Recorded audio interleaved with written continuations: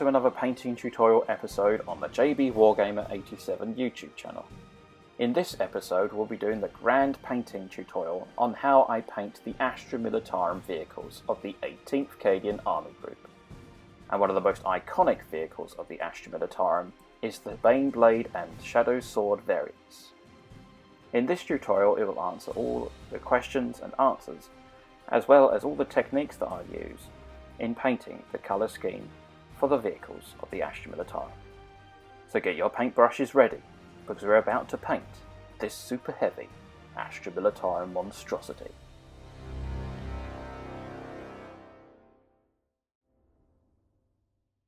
So the very first paint that you'll need is, I use a layer paint, the Mephiston Grey from Citadel Paints.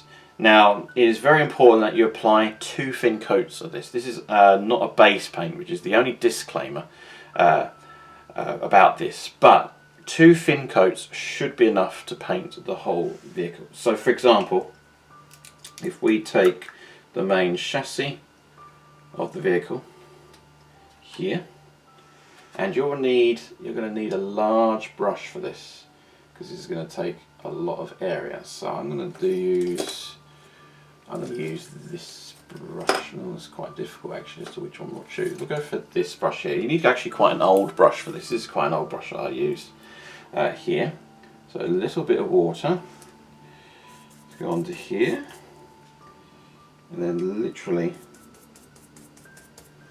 just paint the whole vehicle where it needs to be grey.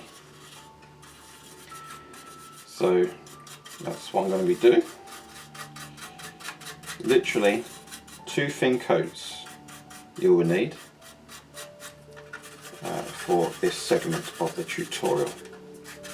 And the reason why I do this, it's got a good background to do the details later on. Just apply a little bit of water if you need, and get the right consistency.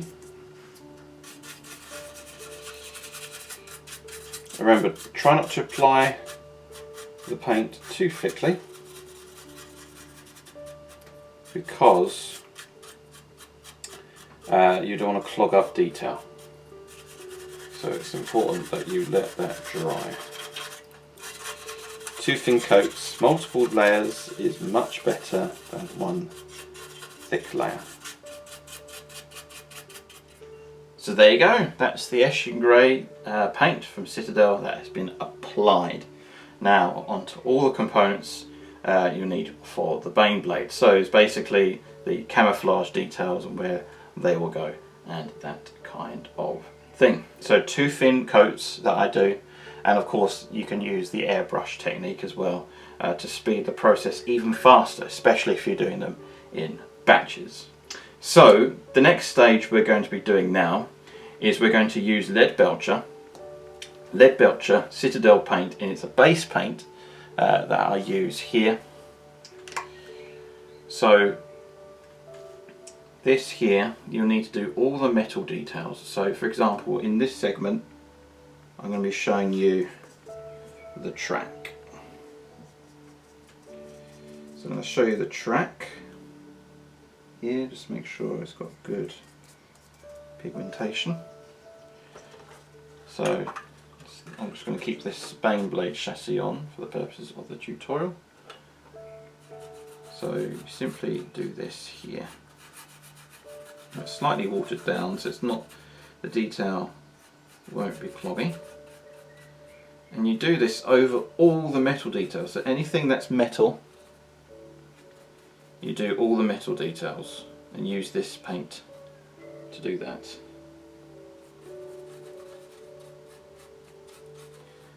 So you do that to there. And if you fast forward this to the next segment, you'll see where all the metal details have been applied. So I'm going to be doing the metal details off camera, and of course you'll need different brushes depending on which surface area you're doing. So the large areas, of course I use a large Citadel dry brush, sorry, base brush, beg your pardon. I use a base brush for this. So it's just applying it like that. you do all the metal details, and try not to, if you can, go over the edges. Of course you get a cleaner, much cleaner finish, but don't worry too much if you go along the edges here, but try not to go to, so it ruins all the detail, because all of this here will have grime and that kind of thing when we go into more detail later on in this tutorial. So really it's just paint all the metal details, 2 thin coats, and we'll come back in the next segment. So there you go, that's all the metal details that have been base coated now. So it's taken me a bit of time to do, but I've done that off camera, and you can see obviously I've changed shirts throughout the process of the tutorial, but we've got there in the end. So all the metal details done, that's including every single option that you can have imaginable, so all the guns, barrels and things like that, and also the plates, the metal plates where the infantry get to stand on, especially on the Stormlord configuration. So I've done the tracks as well, the Adamantium Tracks. Now I'm not too fussy about doing the bottom here, because just to save purposes of time, you can paint it if you want to. It's up to you there. So I do recommend, if you want to, you can take off the tracks before painting, like not glue them on, etc. It could save you a lot of time by doing that. Some people actually do that. I know Duncan Rhodes does that. So so that's that there. So it's all done, pretty much base coated there. So we've got the base coat on. That's with the Eshin Grey, and we've also done the paint we used is lead Belcher for this. So the next stage we're going to be doing now is you will need a Baden Black. A Baden Black is a base paint, and what we're going to do is I'm just going to show you this little section. So let's just do this top bit around here. So obviously give it a good shake before use. Here. Now you'll need a good brush. It's not an artificer brush. You don't need to go too fine. I recommend just using a fine detail brush. Any brush with a fine tip. Now what you want to do is you want to do the patterning. Now if you look at the vehicle, I do my patternings along here and that kind of thing. So you wanted to do it like that. So it's going starting lower from the right and then upper from the left. So what you want to do is you just want to do some lines over here like that. Just, it don't have to be too neat because you'll neaten it up later on. It's just a rough neat. Just a rough coat. This does take time, and I can't airbrush this because of the technique that I use. I have to keep it as though it is still within the theme. So you can see there, and make sure that these bits here that are magnetised blends in with the patterning. So that exactly, you see there? So it blends in perfectly like that. You can make it so it's even bigger if you wanted to. Just randomised and that kind of thing. So that's that there. Let's add a little bit more water, a little bit of paint there, just to give the definition. Like that. And depending on how big you want the patterning, I'm going to do it so it looks like this. It's quite big. From there. Like that. Now the reason why I do the patterning first is because it will save you a lot of time when applying the washes over the rivets and things like that in the next stage following. So you do the patterning here, for example. Again, you don't have to worry too much about doing the inside here because the armour plate is going to go over the top of that. So you can literally just leave that if you wanted to. You can go over the top of it if you want to do a finer finish. So that's that there. So let's just do this patterning, for example. We'll keep it on camera because this will take time. So then what you do is you use a larger brush Let's find a good brush here. Good brush. Large brush, here it is. Larger brush, so obviously you're wetting it down. Now for doing this, you will need 2 thin coats. You need 2 thin coats for this, so what you'll need from the Citadel range is the large base brush. So you do 2 thin coats of this, like that, and this will save you a lot of time as well. This is just a technique on how I literally do my vehicles. So you just paint it along like that. Just need a little bit more. Obviously, keep it watery. Remember, multiple thin layers is better than one thick coat, because otherwise it will get rid of detail. So you just do that. So let's do the patterning here. So this is just one pattern here, like that. You just do that, and there you go. Then on the patterning over there as well. You can do this is, this is going to be painted like that to fill in the gap, like that, and then you put the armour plate back,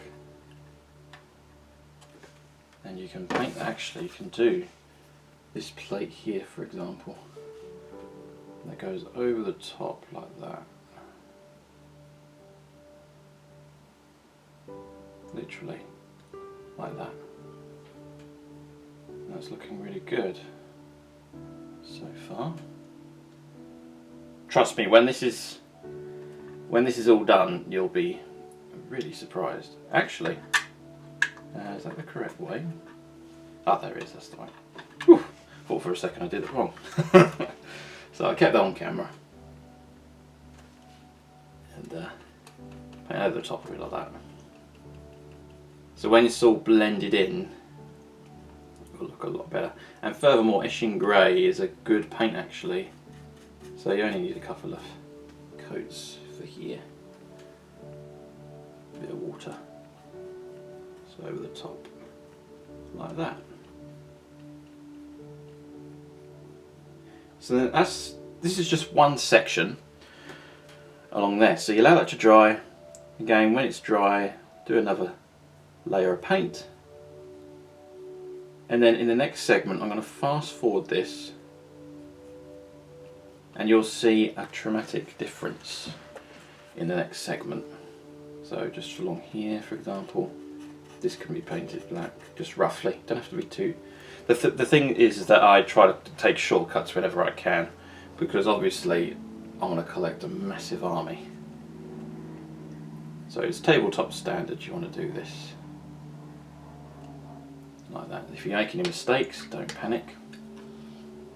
Just water it down, take it off like that, and it'll come off if you're quick. If you leave it to dry, don't worry.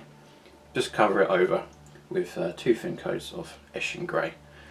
So you do the rough patterning, and then in the next segment you'll see a huge difference when blending in the patterning. The other thing as well is, of course, when doing the patterning, make sure that it blends with the other pieces, and make sure, especially if it's magnetizable options, it's all blended in all around here. So for example, make sure the patterning, so we've got this symbol here, so the line is going along like that, so it goes like that. It looks a lot better. And you do exactly the same process as I did with this section here.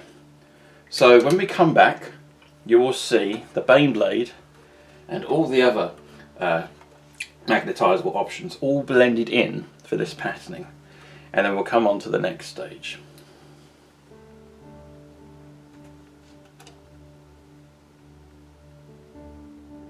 Now before to go too far ahead, this is very, very important, I've got to mention this actually, is make sure that all the patterning is blended in.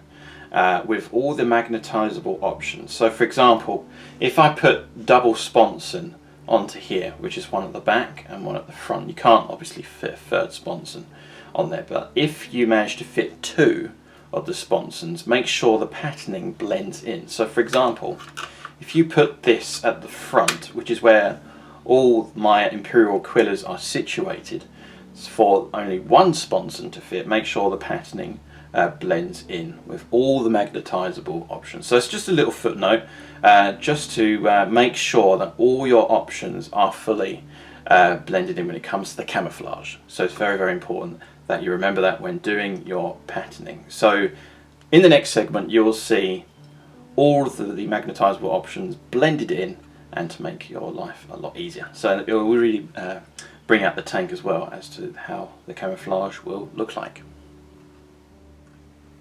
So there you go, that's all of the patterning finished now, and all blended in and that kind of thing, and the Baneblade is really coming to life.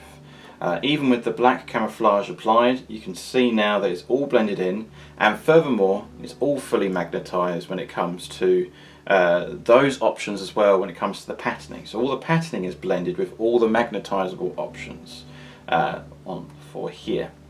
So what I've done off camera is that I've painted all of the Shadowsword bits up to I think 3 or 4 stages ahead. So I got them finished, so I'll reveal that to you a bit later on in the tutorial. The other thing as well is yeah, it's just pretty much all blended in, which looks a lot better.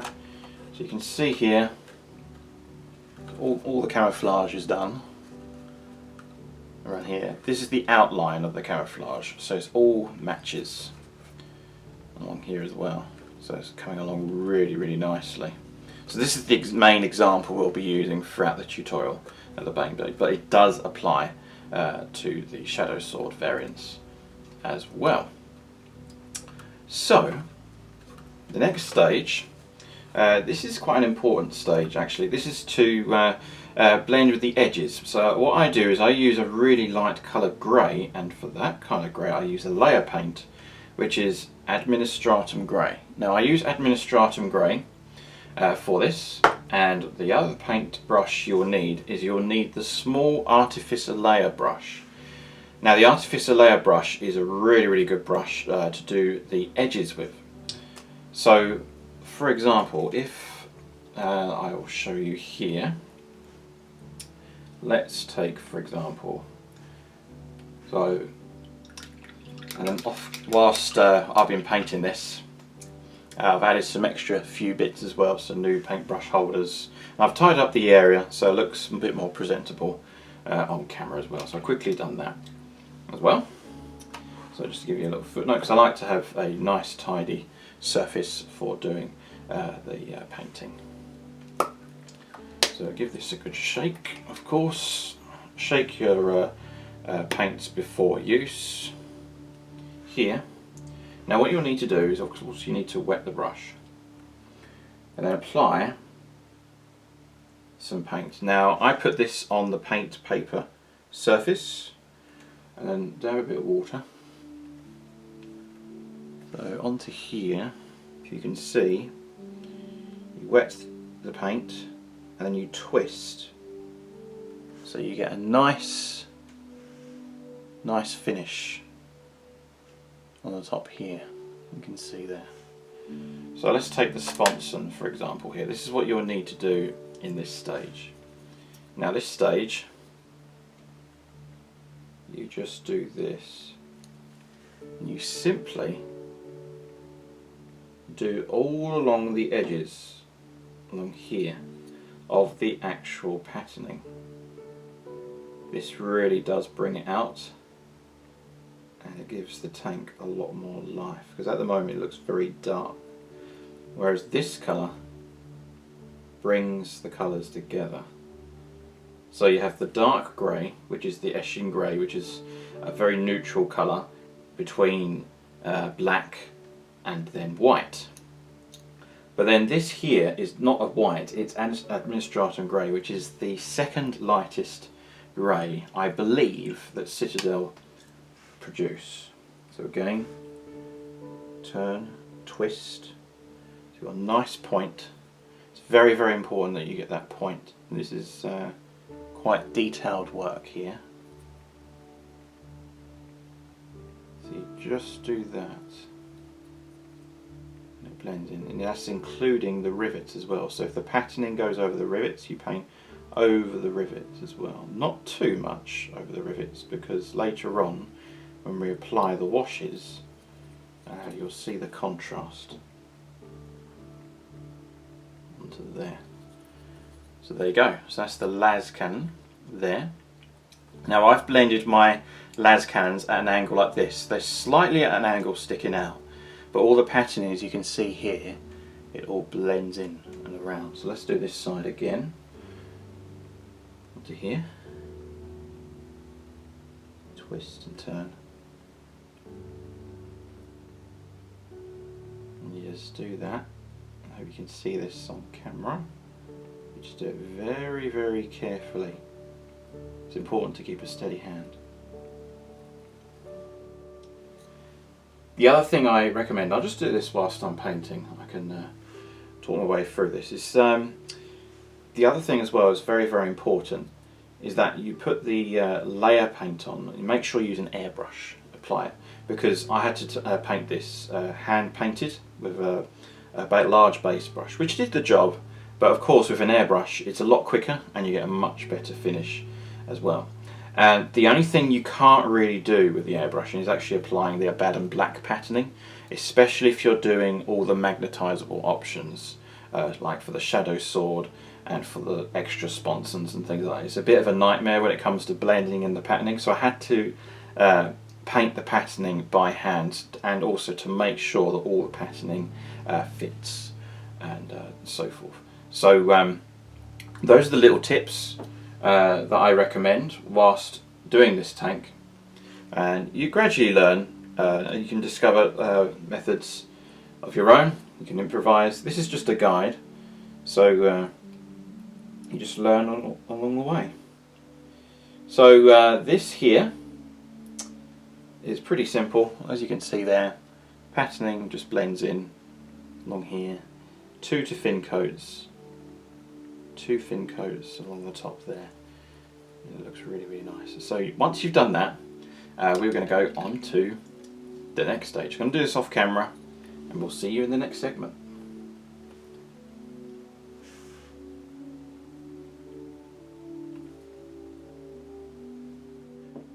So there you go. That's all the patterning finally completed. So this is the patterning technique that I use for all of my Imperial Guard vehicles, and it's really brought it to life, as you can see now. So just to remind you again that all the magnetized options are blended as well.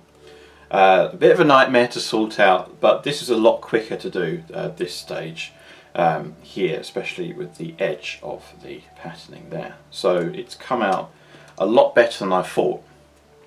So there you go, it's all blended, everything like that. That's including the Shadowsword options as well. So the next stage now we are going to do is to give this vehicle a bit more contrast. Now the wash that I use is from Citadel, and it is the Shade Null Oil. So of course you give it a good shake.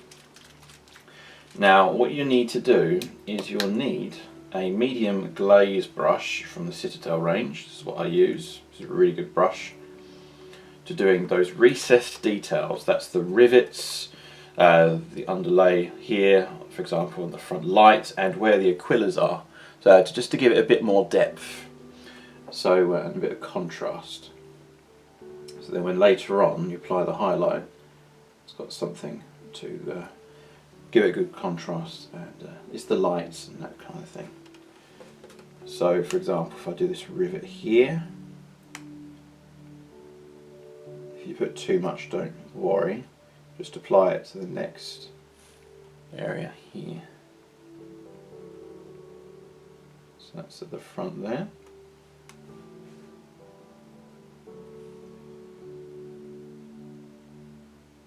Just do that around there, and you allow that to dry. I'll give this about 10 minutes or so. these are all the rivet details. And the good thing about the patterning is that you don't have to go, you don't really need to go over where the black is, because obviously it's a black wash and there's no need.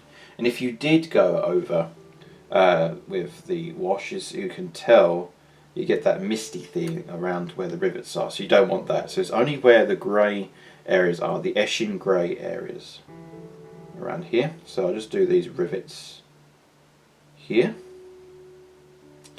and then along the lines along here as well. So you just go along like that, there you go, and you do the same over here as well. So if you do go up this, just blend it in with a bit of water. You just go over the edge like that. There you go. It just brings it a bit more depth. And I'm going to do the Aquila actually as well, because there's a few Aquilas on the Baneblade. So you cover over here, along these details here.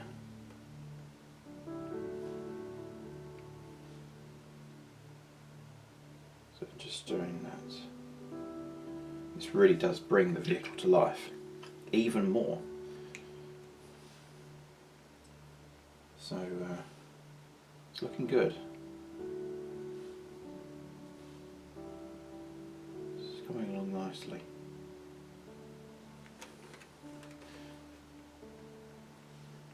Just do the top like that. It's actually come out a lot better than I thought. Yeah.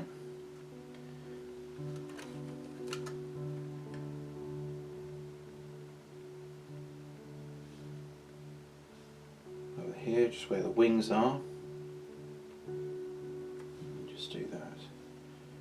This really does give it depth, and it takes a bit of time, but it will come out really nicely.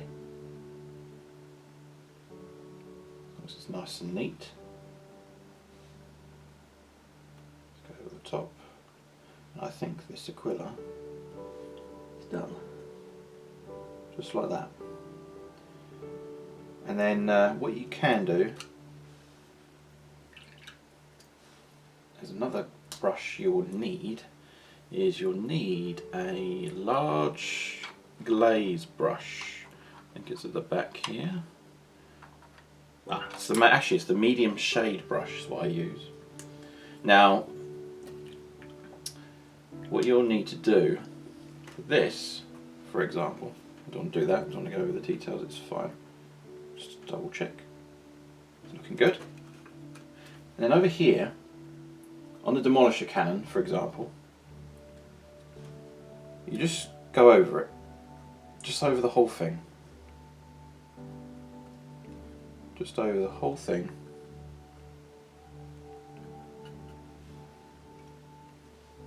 And you just do that. Over the solid metal details, that includes the tracks, the Adamantium Tracks, the heavy bolters as well, and any solid lead Belcher details. You just go over the top of it. Again, don't go over the flat areas, that doesn't need contrasting. Just do that on the top like that. You can see it's a lot of, you can give it a lot of depth in there as well. And then inside the barrels, and I'll tidy that up with the Abaddon Black. So it's come along nicely. So what I'm going to do this off camera, and you'll see this Baneblade really transform when it comes to the contrast of the vehicle. So there you go, that's all the recessed details applied with the Knoll oil. And you can see it's a lot of depth now on the Baneblade itself. It's looking good. Coming along nicely. Yeah. Now, next stage we're going to be doing now is we are going to be using Eshin Grey. Now you need Eshin Grey again. Now we already used this for the base coat, but we need to use the highlighting brush, and the brush that I recommend using is the medium dry brush from Citadel. So that's what we're going to be using, and the thing that you will need for this is, of course, get a couple of bits of tissue that you will need here. So it's a clean bit of tissue here, and then what we're going to do is we just want to highlight where the brown details are. So put some in your hand just to contrast. So I'm painting this turret las cannon here as an example, and you just highlight over the top the grey areas.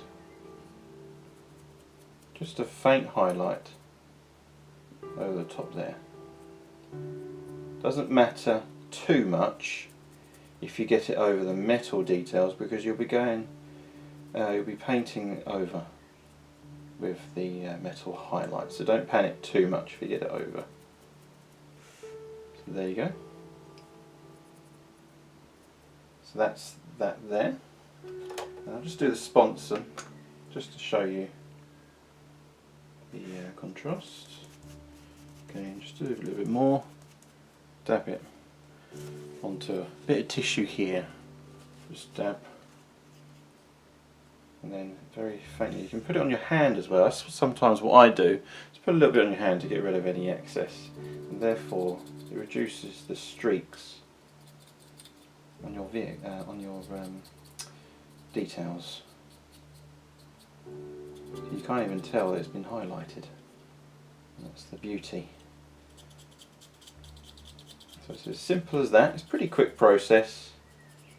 You just do that over the whole miniature, wherever the black details are, concentrating on the black details. You don't have to go over the grey details again, because there's no point.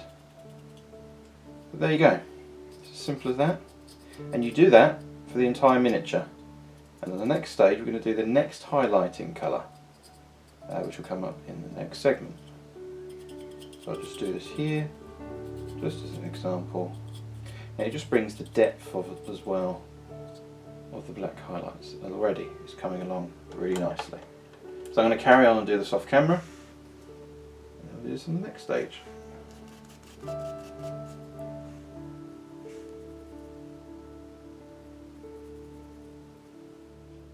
I've applied the highlights now onto the black details using the Eshin Grey, and now we're going to apply the highlight to the Eshin Grey base coat. And what you'll need is Dawnstone Layer paint. So Dawnstone Layer paint. Now for this stage you don't want to try not to go over the black details if possible. So again, I'm going to be using a medium dry brush for this, but you can use a small dry brush as well. So again, I'm going to do this as an example on the las cannon.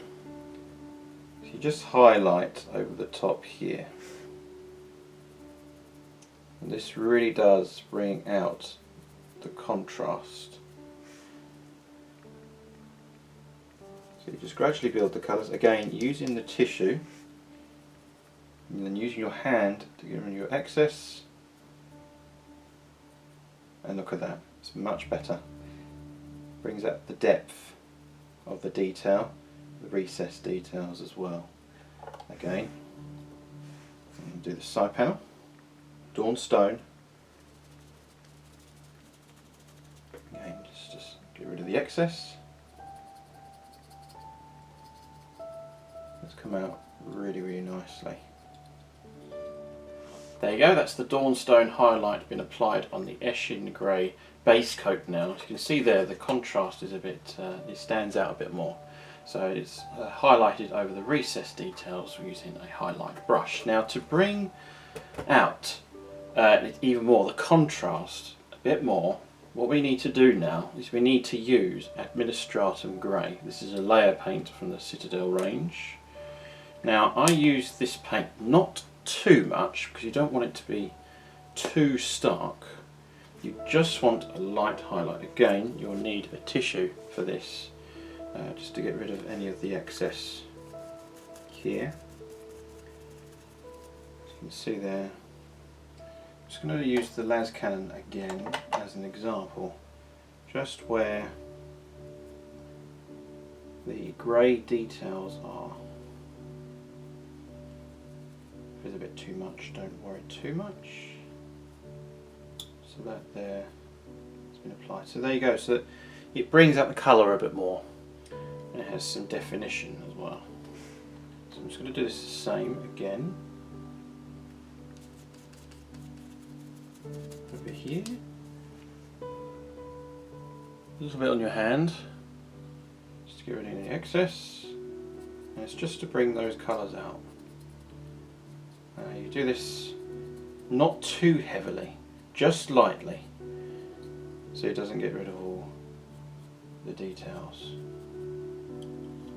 So as you can see there, it's brought out much better, especially on the rivet details. It really does show it off. So there you go, that's all the highlighting complete on the main body of the vehicle, and it is really stands out now with the detail. So the extra grey, it brings out the contrast between the light and the dark colours, so it's coming along nicely, and we're going to be doing some rust effects and things like that, and then dirt along the tracks and things like that. So that's the main camouflage completed. So it's looking good, but we want to make our vehicle look realistic when it comes to battle wear and things like that, and chipping. So I've developed a technique. You don't need any brushes for this, but you do need a sponge. Now this sponge here is, you can get this from your Citadel figure cases, and when you have any extra foam, always keep it handy, because you never know, you may need it to do the chipping effect. And I've developed a technique where it's really quick and easy, but realistic at the same time. I used to do all the edge highlighting and things like that with the metal chipping, but it did take a long time. But with this effect, not only is it quicker to paint, but it also looks a lot more realistic. So what you need to do with this technique is, again, you need an old tissue for this, and you just dab a bit of paint on your piece of foam, and you just dab it as though about 75% of the paint has come off. Okay, now we're going to use the las cannon sponson again as an example. Now you don't do this too heavily, you just apply bits of chipping randomly.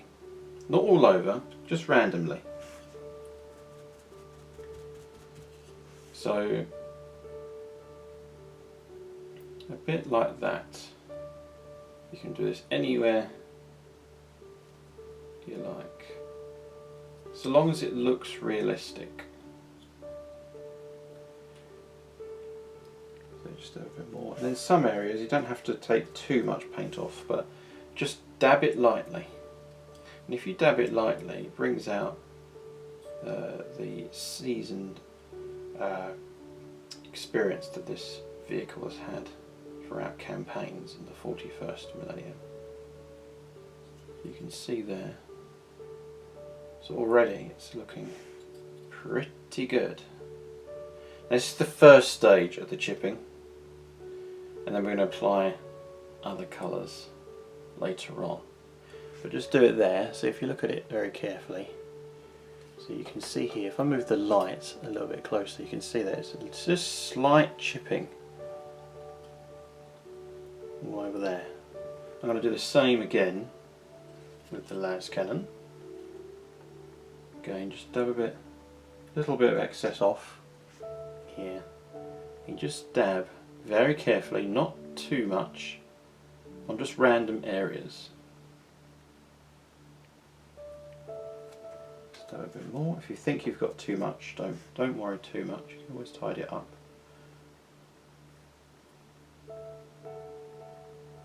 So Yeah, look at that, it's really realistic.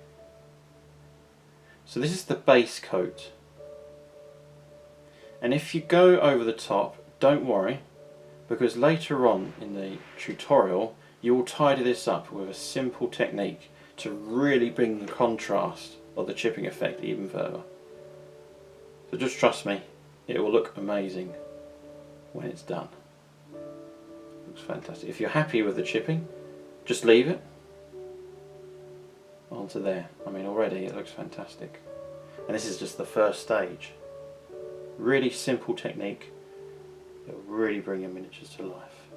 So there you go. So that's the las cannon complete.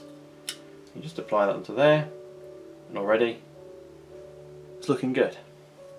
So I'm going to be doing this throughout the entire miniature, and on the next stage we're going to do the next chipping effect, stage of the chipping effect on your Baneblade.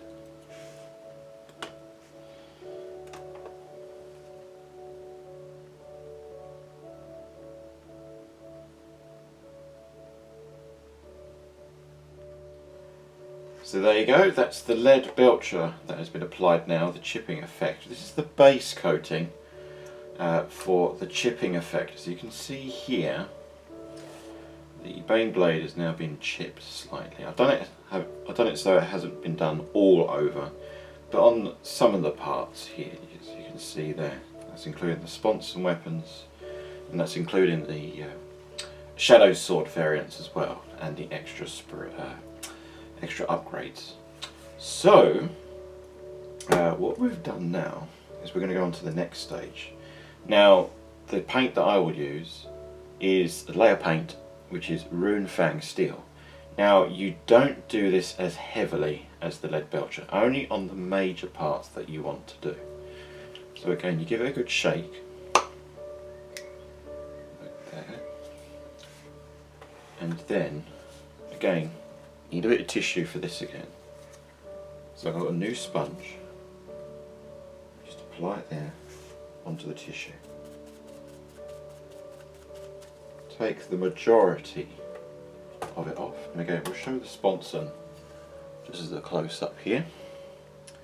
And you just do it on the major parts, don't do it too heavily, just do it on the main areas, because later on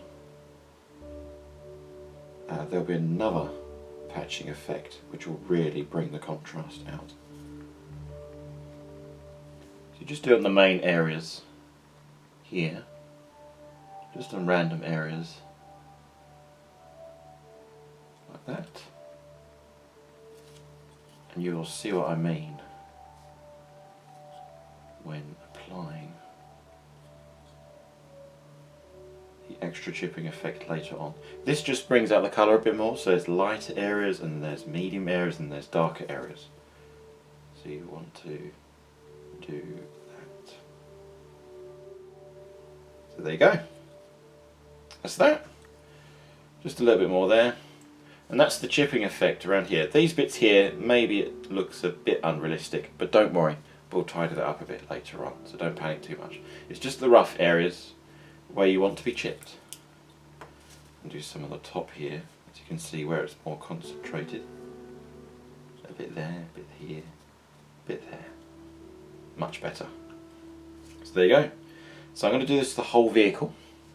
And at the next stage, we're really going to bring the chipping effect to life.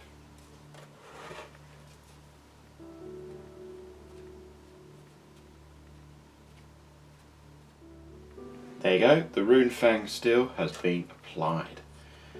Now you can see here, I've done it so that it's a dark metal, then a lighter metal. Now the next stage we're going to be using is we are going to be using Abaddon Black. Now Abaddon Black is a really good contrast paint when it comes to chipping. When you have the chipping on its own, it can be very stark and you can tell that it's chipping. Whereas the black, if you apply a sponge over the top of the metal detail, it won't stand out as much as more. You want to look at the tank rather than the chipping first. So again, you give it a good shake. And if I just turn the tank around here, again, use this as an example. Again, give it a good shake. We're going to be doing the sponge technique. Now you can apply this a bit more liberally. So again, get a bit of tissue. We're going to use an example here. We're going to use the las cannon here.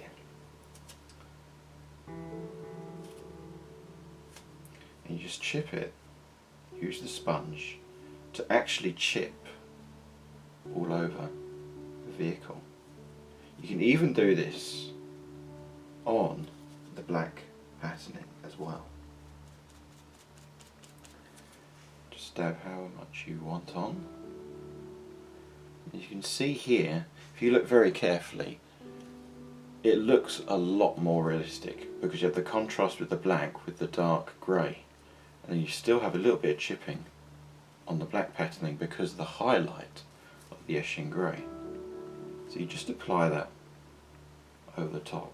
Now this here you can be more liberal with, and you can still get away with it. Don't try not to do it too much, of course, but you can apply it out of all the chipping effects here.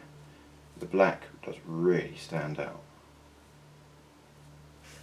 And let's just double check. That doesn't look too bad at all, just a little bit more in there maybe. If you make a mistake, don't worry, just quickly rub it off and carry on.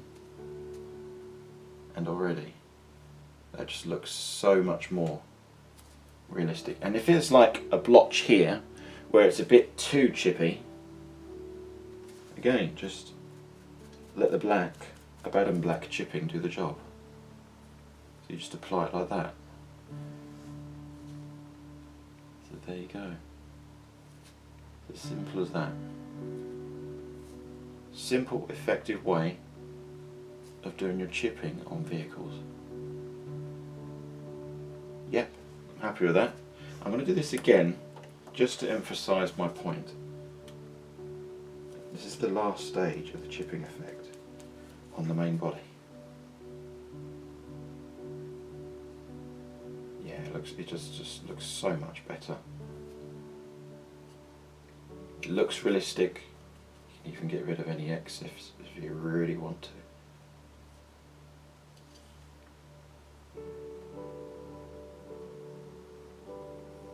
It's a really simple way of doing chipping.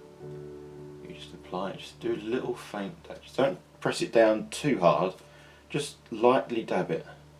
Lightly dabbing it is always better than a heavy dose.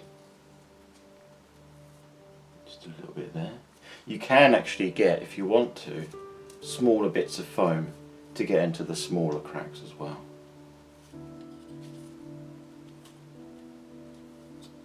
Just double checking if there's any other bits that are missing. That looks pretty realistic to me. Pretty pleased with that. Just a little bit more. So if you see areas that are a bit too shiny, don't worry. Now, if I did black first, it will look as though, if I then did the metalling, it will look as though it's too heavily chipped. But if you do it opposite, you do the chipping first, then I believe you get the right contrast better. It's a lot more realistic, and it's a simple effect. How to paint vehicles, and it's done. I'm just going to do this bottom bit here, because I'm keeping this on video because this is actually a critical point of how to really make your Imperial Guard vehicles, the way I paint them, really stand out. And it's so simple. The best techniques are the simplest. It's as simple as that.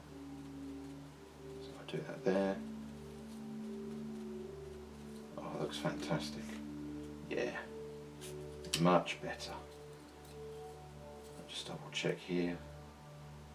And look at that. Much better. Let's put the light over the top so you can see the detailing. Just double check. Yep, it looks so much better. And don't worry, we'll tidy up these metal details after we've done all the chipping effects. Just much better. So there you go. So what you do is you do that technique to the whole vehicle, and then that's all the main chipping done.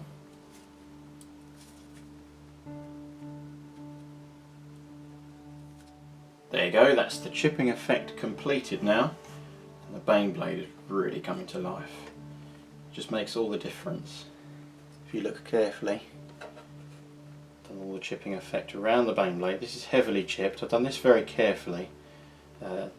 When doing this, remember, it's a lot harder to get off when it comes to painting the chipping effect, so be a bit careful when applying this. But I'm really happy that's the way that it has turned out. Now, next stage we're going to be doing is we're going to put some grime effects, especially on the tracks here, along there.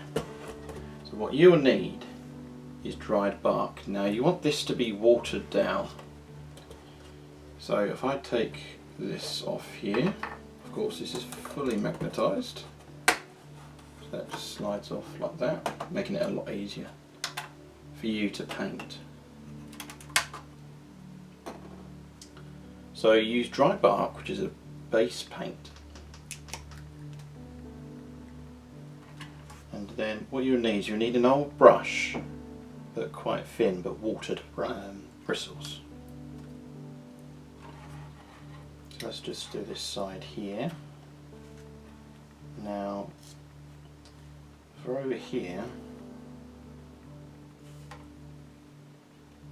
you want it watered down.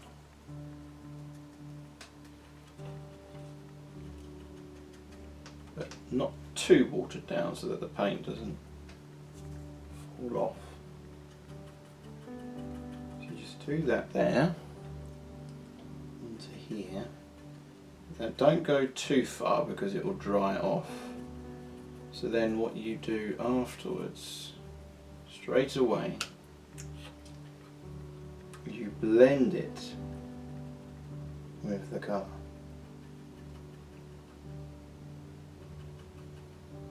You see that? I'll just do that again.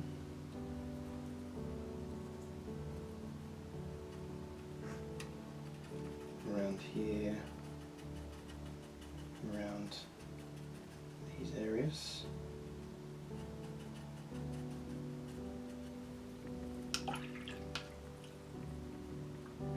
So it blends in like that.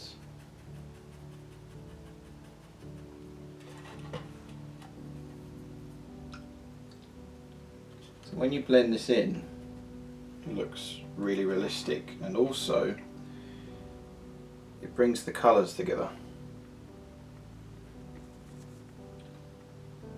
So water it down, just go on the side and around like that. Now you want to get this section done first on the sides. Around that looks pretty good. Happy with that.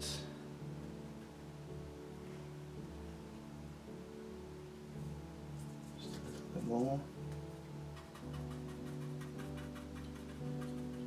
This goes all the way around. And then when doing this, you make sure you blend it in, the water, the colours.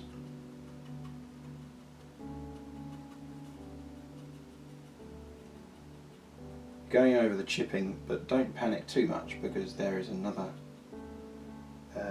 part of the tutorial on how you can do the chipping on where the grime is.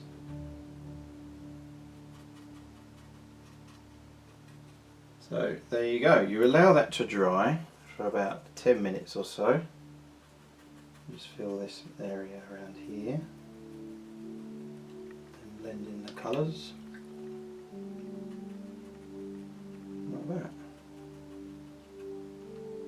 It's coming along really nice. You can see there blends in the colours really nicely there with the patterning. So you've still got the patterning, so doing the patterning is not a waste of time because it'll look really realistic when the original patterning was first manufactured, and then over the course of time, it's wear and tear and things like that.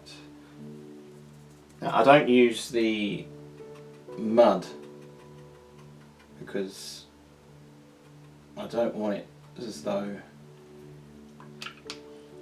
it's not necessarily mud as such. You can apply a bit of mud if you want to, but I don't apply the mud onto this because it looks pretty good. I think it's mainly more on the tracks that I would emphasise the mud on. Just to double check. Yeah, that looks pretty good. I'm pretty pleased with that. So there you go. So you allow that to dry for about 10-15 minutes, something like that. And then once that's dry, you'll see that it's all blended in and look really, really cool. So I'm going to do this to the whole of the vehicle.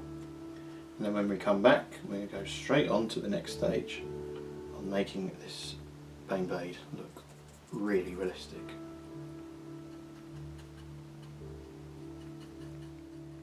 You can see that the mud effect has been applied, and that's the dried bark.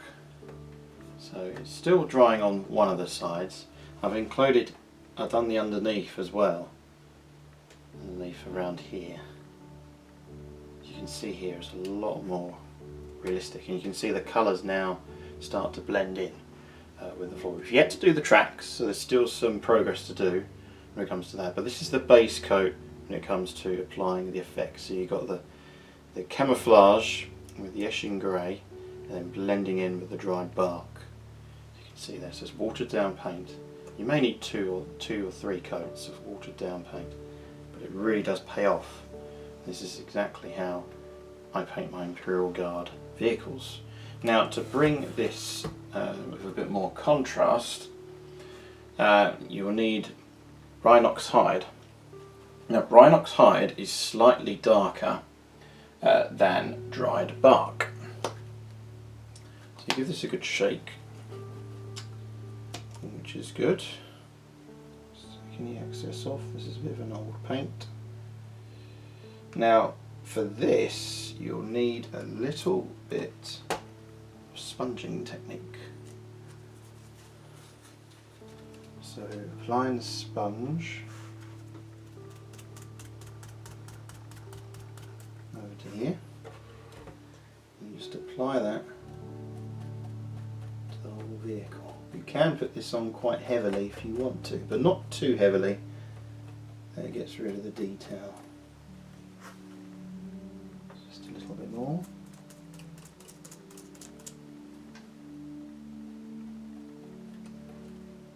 You can see there, it really does bring the colours together.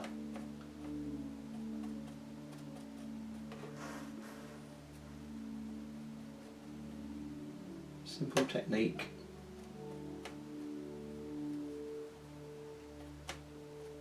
A lot more realistic. So you do the bit of sponging just around here, let it dry, and then we're going to go straight on to the next stage.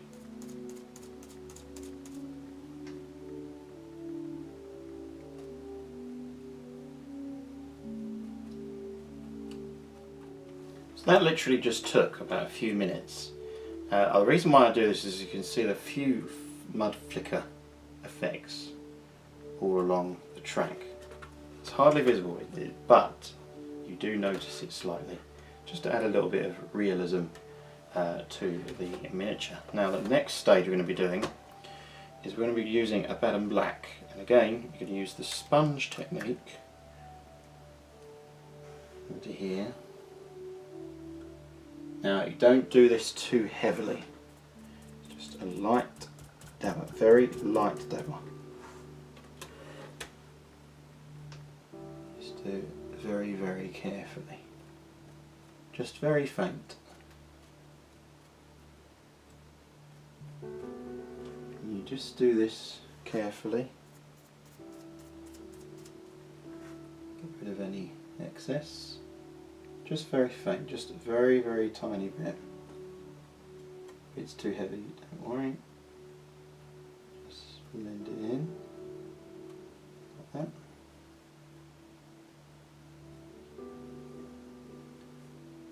This brings out the colours together,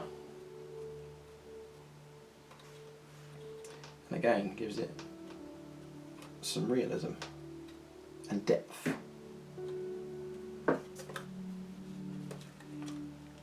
See, there's a lot more realistic.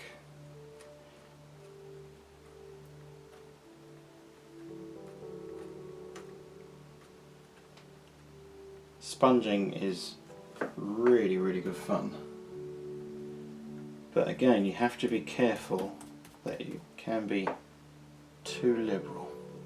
You don't want to be too liberal with the sponge, just enough as though you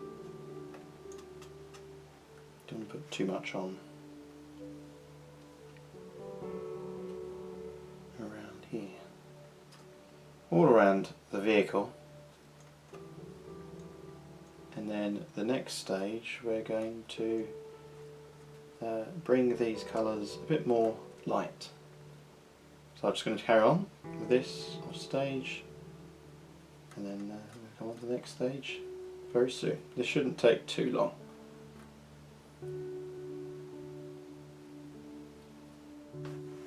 So there you go, almost done now with the dirt effects on the Baneblade. Now the next stage we're going to be doing is we're going to use Gorthor Brown. Now I cannot emphasise the fact that you do this very, very carefully.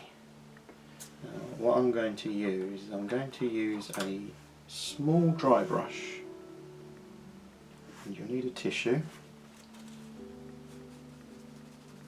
Wipe any excess off to here. And just do this very, very carefully. Just apply a small highlight over the top. This is literally a very, very light coat.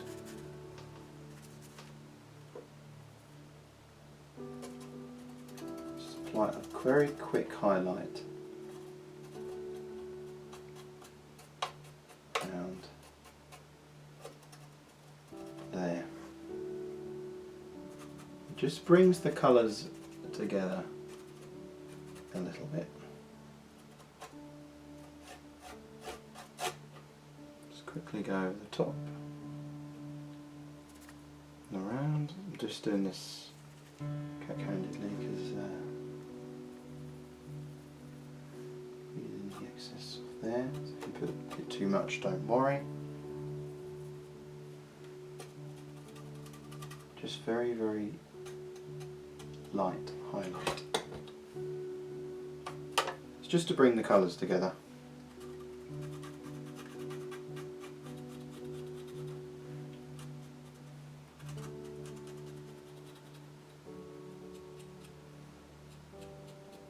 Like that.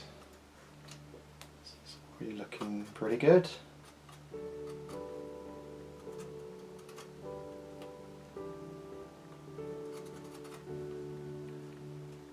Side there,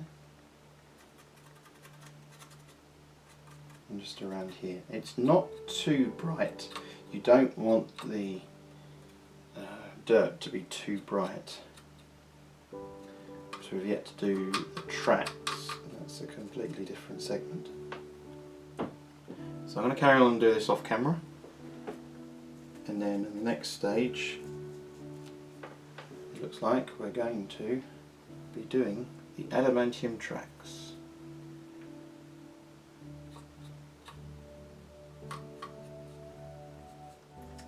Right, the next stage we're going to be doing now is we're going to apply another shade colour onto the tracks. We're going to start doing the Adamantium Tracks now, and we're going to use Akarak's Earthshade. Again, give this a good shake, and we're going to cover all the track lengths over the top. Now, what I'm going to do is I'm going to flip this upside down and just dollop a whole load of this. You can use a larger brush, which in fact I will do that in just a sec. So you do all the Acrax Earthshade details on the track here. Okay. Now preferably you should use the large shade brush from Citadel. Go and give it a good shake. And just paint it all over the top. Do this to all the metal details on the track. And then when we come back, we're going to go straight on to the next stage. And remember to allow this to dry. Give this about 20 to 25 minutes. Make sure it's fully dry before you apply any further paint.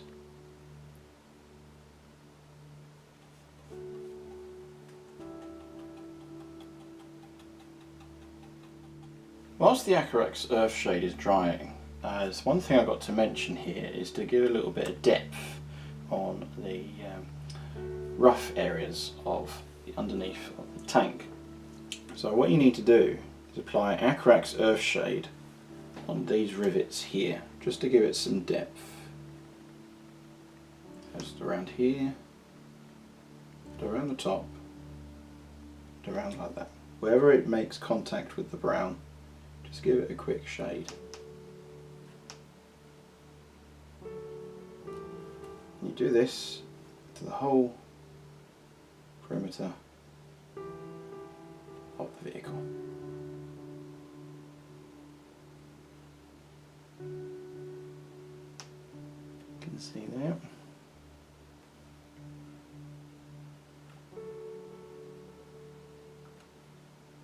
This will give it some definition. It'll look really clean.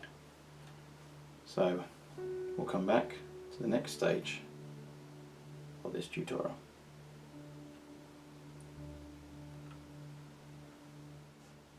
So there you go, that's the Acrax Earthshade that's been applied. It just brings out the depth of the dirt effects around the rivets and things like that.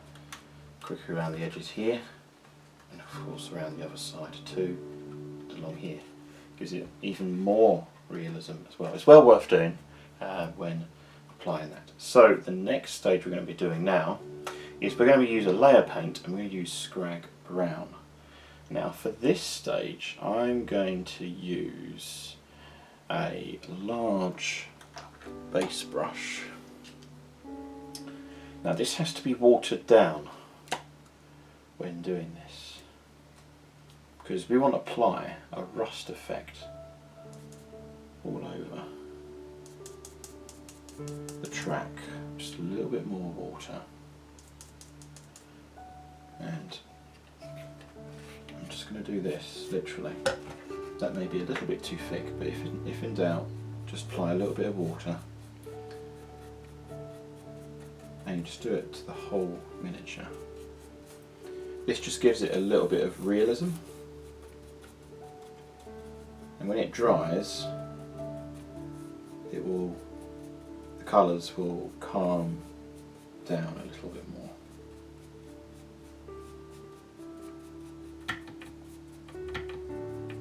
This is the technique that I use for doing the tracks, just a little bit more.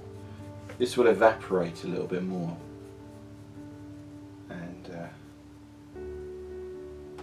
trust me, it's well worth it.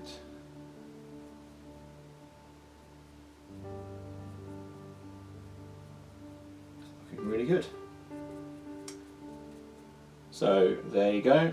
I'm going to do this to all the tracks and all the track details, and you allow that to dry, and then over the top we're going to apply some highlights in the next stage. So it's coming along nicely. The next stage after the rust has been applied, you can see here it's coming along nicely, is that we're going to use Rune Fang Steel, and you'll need highlighting brushes for this particular stage. So again, to give the paint a good shake, and then dab it on the tissue, and then gently highlight the track into all these details here. This brings out the model really, really well. Gives it that realism effect of wear and tear of the tracks. So you do this to the whole miniature and the track details, and then we're going to come back to the next stage.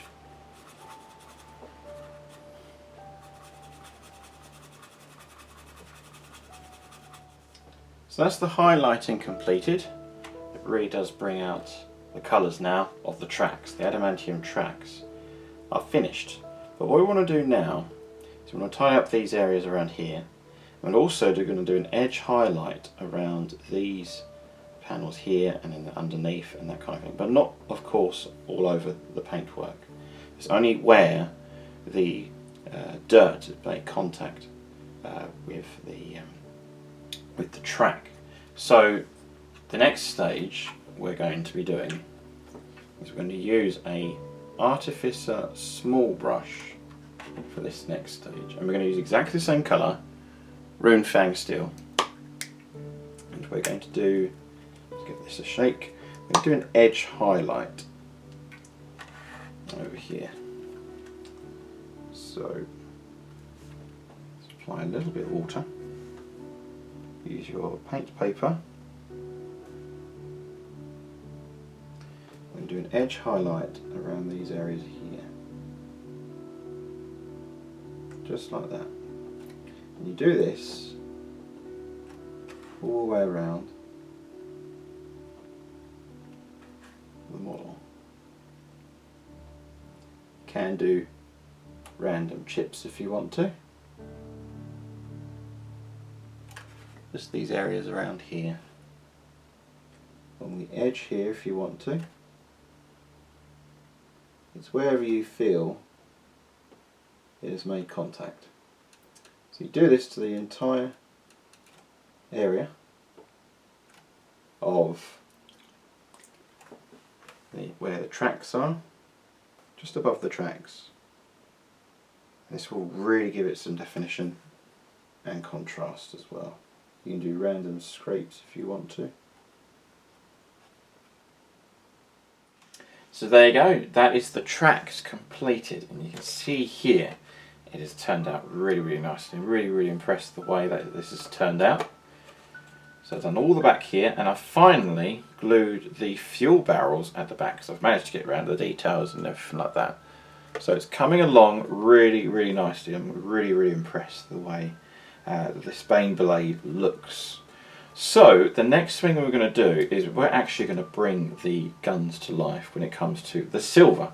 So again, you're going to use Rune Fang Steel, and we're going to be painting the las cannons, the heavy bolters, the demolisher cannon, the power sword and things like that on the commander, the heavy stubber, and any rims around the battle cannon, mega battle cannon, and of course the coaxial auto cannon. I think that's all the weapons there, and also any other details that need to be painted, such as the Aquillas, they need to be painted as well. And just double checking, I think that is what needs to be done. So I'm going to be painting the las cannons for this demonstration, and also for the heavy bolter. So what I'm going to do is actually going to use the heavy bolter here. Now, the brushes that I'll use for this is a Artificer small brush, and then also you will need a medium Artificer medium brush as well, just for the larger details. But for this demonstration, I'm just going to use the small brushes here. So this is for the las cannon. So So it's coming along nicely now. This is where you'll bring out the colours now. So if over here, you just paint up it gives the metal good sheen as well. Stands up the colours because you don't want it to look too grey, the miniature. There's going to be some other colours added a bit later on. We're actually almost finished the tank as well, which is fantastic.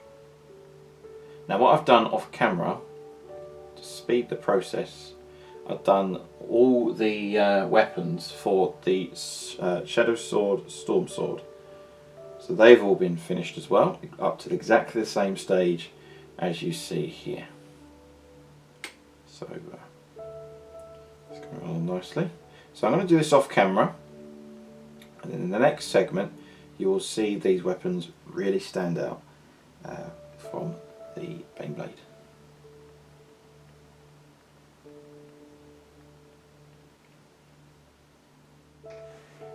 There you go. That there is all the metal details done. I filled in a little bit of the black details as well. So all the black is complete and the metal as well. So you can see here it is coming along really, really nicely. So all the metal details are done. It brings it more contrast as well. It just brightened up the Baneblade, and it's coming along really, really nicely. It's actually probably my favourite looking tank now when it comes to painting scheme. So this is the technique I'll be using for future tutorials and future vehicles for this particular faction. So it's coming along nicely. Now the next stage we're going to be doing now is we're going to do the laser sights here. So on the heavy bolters, on the omniscopes, the scopes here on the top, and including around there. So what you'll need a layer paint, which is Warpstone Glow, which is Citadel layer paint. So I'm going to use Artificer Layer Brush for small details. So I use the small Artificer layer, and then you can use the medium. So a little bit here, have a little green there, just a tiny bit of water. You'll probably need 2 coats of this. So I'm just going to do this on the las cannon, for example, as you can see here. So there's a laser sight here, and you just paint around these laser sights. I do these to the heavy bolters because the Baneblade is probably the most sophisticated tank that the Astra Militarum have, and these are rare, so they would have advanced targeting scopes. So it really is as simple as that. So you probably need 2 coats of this, 2 thin coats onto here, and I'm going to show you the heavy bolter as well. So I put the laser scopes on the front here, so I haven't painted these yet. A little bit there, a little bit of water, and you just paint these scopes around like that. So you do this for the entire tank, any laser sights, vision slots and things like that, and then when we come back, we're back to the next stage. So there you go, that's the base coating of all the laser sights, including the heavy bolters and the las cannon. I've even done the laser sights on the top here. The las cannon, there's tiny little laser sights here, the autocannon, the open hatch, and the stethoscopes along here for the main cannon. And I think there's little like laser sights on course on the tank commander as well. So what we're going to use next is we're going to use a Baden Black, and I'm going to use a small Artificer layer brush for this. It's important to water this down. I'm going to use the las cannon here as an example. Now what we're going to do here, if I can just zoom in, because it's actually quite detailed work here, is we're going to do an edge along here with the contrast. So I'm going to put the dark mode on the right. So you can see there, here, and then water that down so it blends in. So I'm just going to do this very, very carefully, and then quickly move that. So it blends in with the green. So it'll look like that.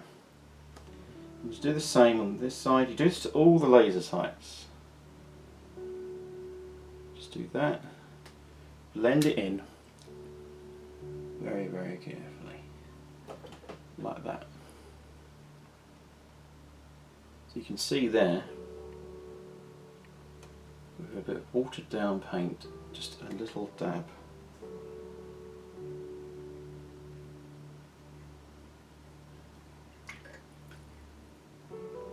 It's literally like that. Really simple technique, but very effective. So you just do that to all the laser sights, and when we come back, we're going to go on to the next stage. I'm just going to tidy this up off camera so it looks even better. So there you go. That's literally what you need to do with the laser sights. So there you go. That's the black shadowing that's been applied to all the laser points. And now the next stage we're going to do is we're going to do vice versa, and we're going to use a lighter colour instead of the warp stone glow, and that is we're going to use Eshin green. Now Eshin green, this goes on the bottom left of the crystals. So we need a little bit of water, and then you just go over, if I just zoom in again, there you go, you just do the edge here, just very faintly, like that.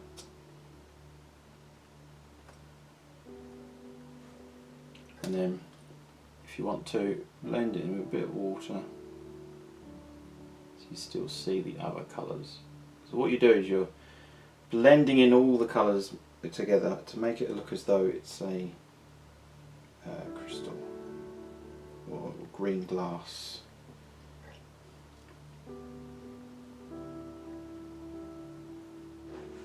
There you go, vision slits are almost finished. There's 2 more stages left to do, and the second to last stage we're going to use is we're going to do an additional highlight on the edge of the lighter areas. Is that we're going to use Mot Green.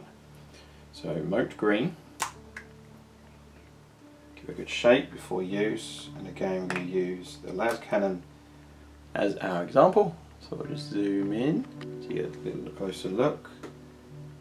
And then what you need to do here is do exactly the same, but this time you don't have to go and blend in, just simply just go right to the edge, like that. Simple as that. That's all you need to do. It just brings the colours together and it gives it a lot more contrast. You just do that around there and around here. Just very carefully. If you do go over the edge, don't worry. Just quickly blend in like that, so it looks good. Pretty pleased it's come the way it's come out. You just do this around here. Like that. So there you go. It's coming along nicely. Perfect. Yeah, that looks good. Right. So I'm going to do this off camera to all the lens laser sights and everything like that. And we'll come back. It's almost finished the highlight of the laser sights. So there you go, that's all the target matrices completed and vision slits sorted. So as you can see there, the green and the dark green and then the black with the contrast and everything like that. It's all blended in together now onto the vehicle. Apologies for the background noise, it is pouring down where I currently am. So do forgive me for the background noise. So the next stage we're going to be doing is we're going to use Dead White. Now this is from Game Colour. Game Colour are really good paints. The good thing about Game Colour is it's got a really high pigment paint, so that's what I recommend as well. So you're going to need a small artificial layer brush for this, and all you've got to do is literally paint a single small dot on the top right hand corner.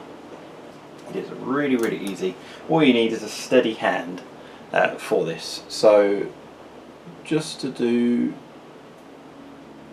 that, that's all you need to do, and it just brings a little bit of sheen on the edge as well.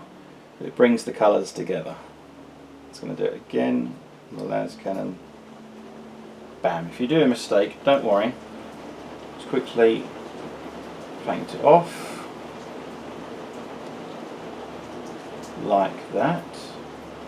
Allow it to dry. I'm just going to put a little bit more. I'm just going to do it again to show you without making a mistake this time.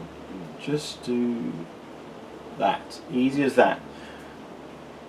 So it brings the colours together. If you really want to, after the miniature's completed, after it's all varnished with the matte varnish to protect the paint and stop the natural oils loosening up the paint, you can use a solution, I think it is called Hard Coat, which is like a gloss finish over the top. So if you really wanted to do that, you can do that as well. So I'm going to do this off camera to do it with all the other targeting matrices, and then that's all the vision slits completed. So there you go, that's all the targeting matrices completed, and it's looking really, really good now. So that's that done. Now the next stage we're going to do is we're going to do the front lights here. There's going to be a back light there, and of course the searchlight on top of the Baneblade. So we're going to do the searchlight as our example, and we're going to use Ungor flesh. So with this here, you'll need 2, maybe 3 thin coats of this. So I'm going to take the turret off here, just to make things a little bit easier. This is of course magnetised, so I'm going to take off this here. I'm going to take off the Baneblade cannon on the top there. Just going to move this out of the way to the side so you get a better view. Then what you're going to do, you're going to wet the palettes, the paint paper. I'm going to wet it a little bit. It'll just come undone. Make sure that's done nicely. That's a bit better. And then I'm going to use this brush here, and we're just going to paint the whole surface around here. That includes the recess details around here, but not to go over the inside of that right here. So I'm just going to adjust this brush again. Now I use a Artificer medium brush for this because it I don't want it to go over the details there. So literally that is the limit, which is perfect. So you don't want to put the paint right where the lip is there, where it joins, but you can paint it liberally the rest of the places around the light. So probably need 2 to 3 coats of this. So what we're going to do is just paint around here. I'm going to do the front lights as well. It's exactly the same technique, and we're going to go on to the next stage after this.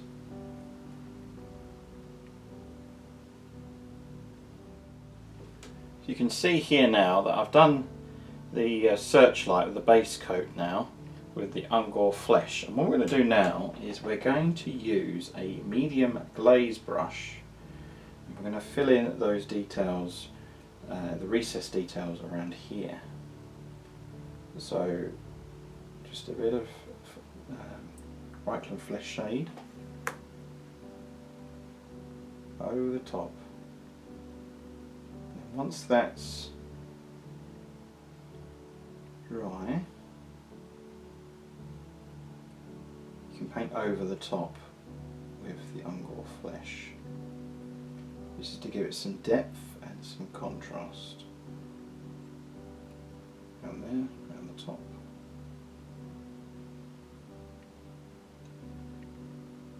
And here.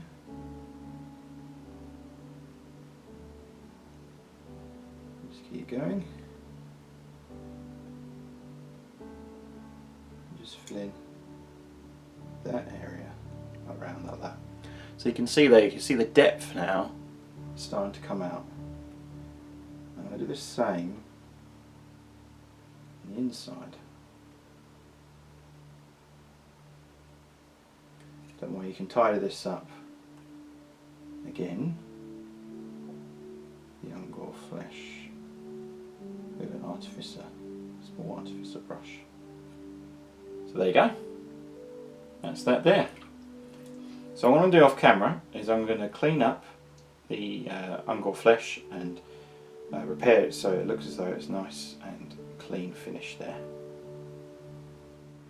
You can see here that I've tied up the surface area now and it's looking really neat. So the next stage we're going to do is we're going to use dried bark, and I'm going to use a small artificer layer brush for this. So just add a little bit of water and we're going to paint the edge like this. You have to be quick with this technique so that the water blends in. So you keep doing this till you're satisfied. If it dries too quickly, don't panic too much. You can always blend it in a bit later on. Pretty happy with that. And you do this to all the surface along here, like that. So once that's done, we'll come back to that later, and you keep doing that for all of the light areas. So I'm just going to go and blend. So blend as best as you can over here. You can always tie this up with the same paint that you used. Use the Ungor Flesh to blend it in.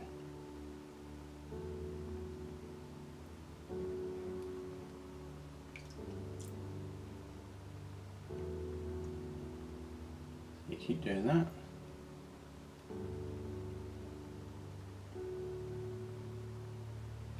And then you see those lines down here. Don't worry about that too much. We're going to use, again, I'm going to use Ungor Flesh to blend that in and try and get rid of that best as we can. So what you do is you just do vice versa, like that. So there you go. And then just that top bit there.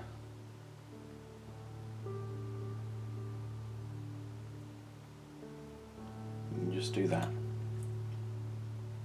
So you just keep going until it gradually blends in all of the colours. And that looks fantastic. So just do that.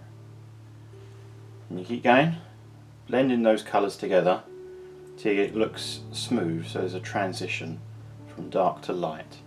So you do that. And then you can get rid of those lines.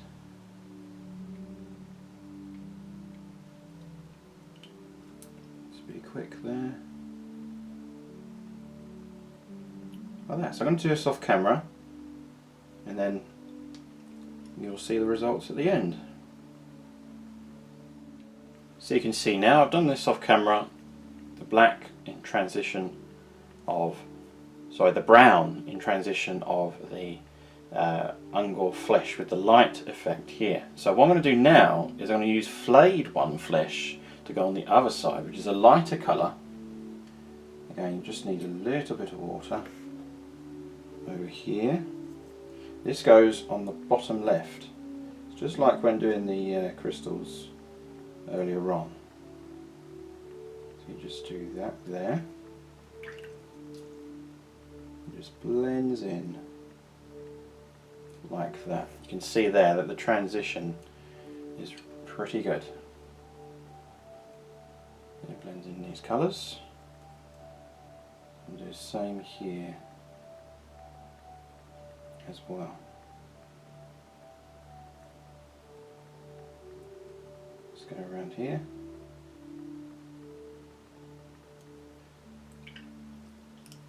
So it comes off like that. That comes off like that. So there you go. So I'm going to do this off camera. Blend in these colours around here. I'm going to do the same with the front lights and the rear light as well.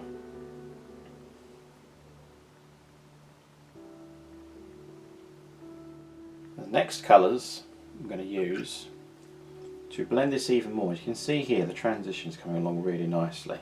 But to finish it off, I'm going to use game colour white here.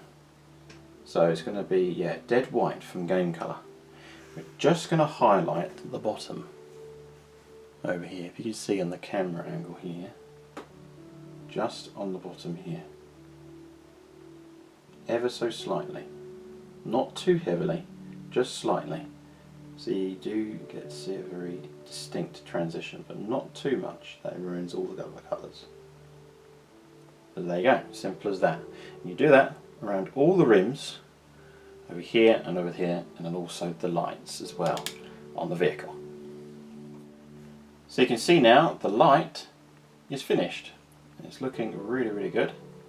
And if I'll show you now the main vehicle itself, the lights at the front there, those there, and then we've got the bottom light that's finished. But what we're going to do next is we're going to do the top light.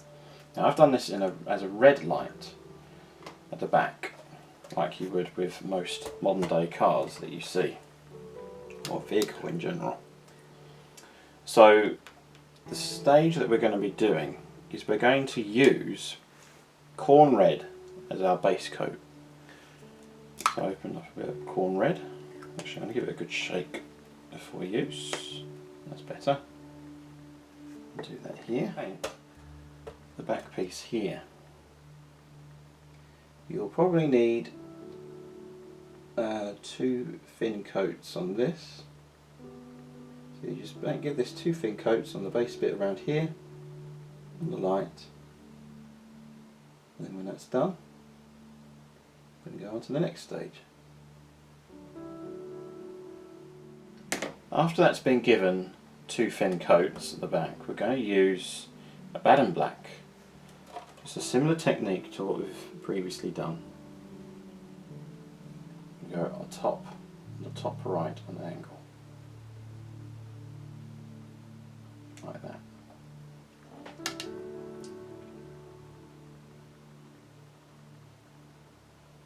Read 2 thin coats on the top here. The transition of colours, dark to light. And you do that like that. Almost there. You may as well keep the camera rolling for this bit here. This technique is also applied. I'm just going to quickly carefully do this without changing the brush.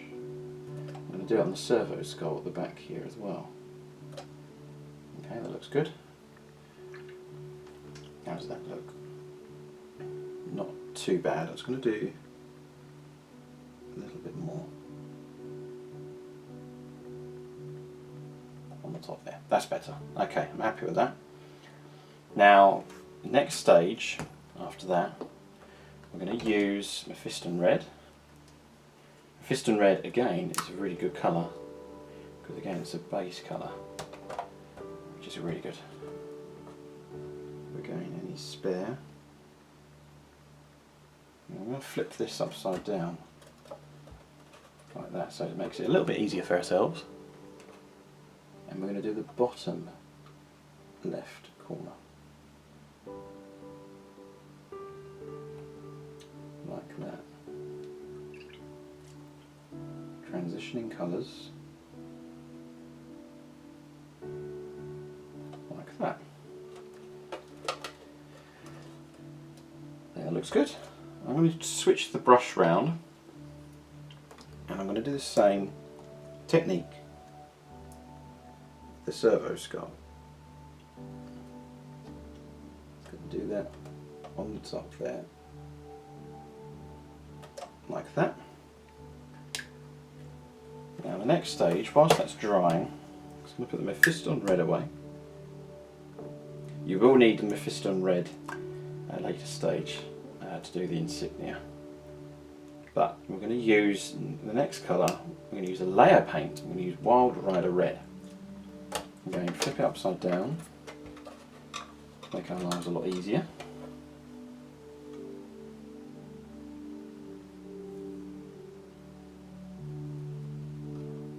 This is going to be carefully applied to the edge here.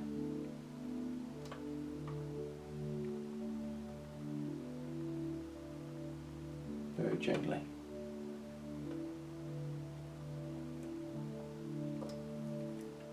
And if you're quick,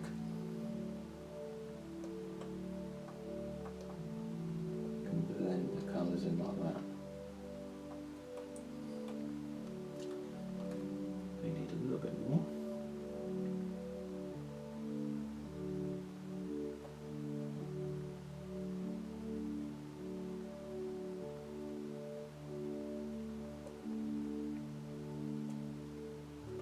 Like that. It looks good.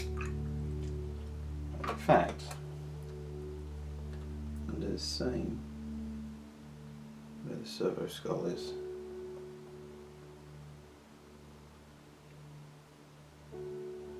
Just a little bit like that.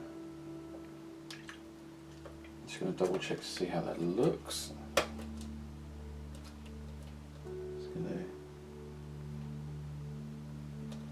do a little bit more blending over here.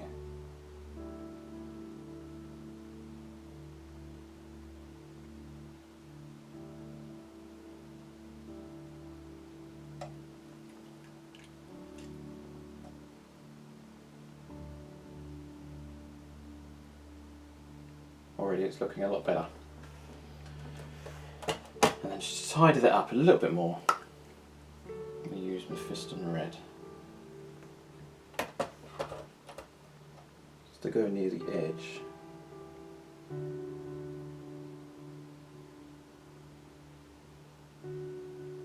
Like that, looking a little better now. So there you go, that's the light there.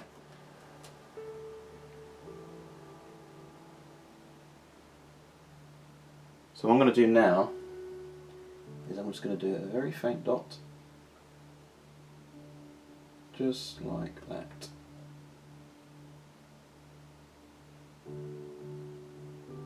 Do a little dot on there too. How's that look?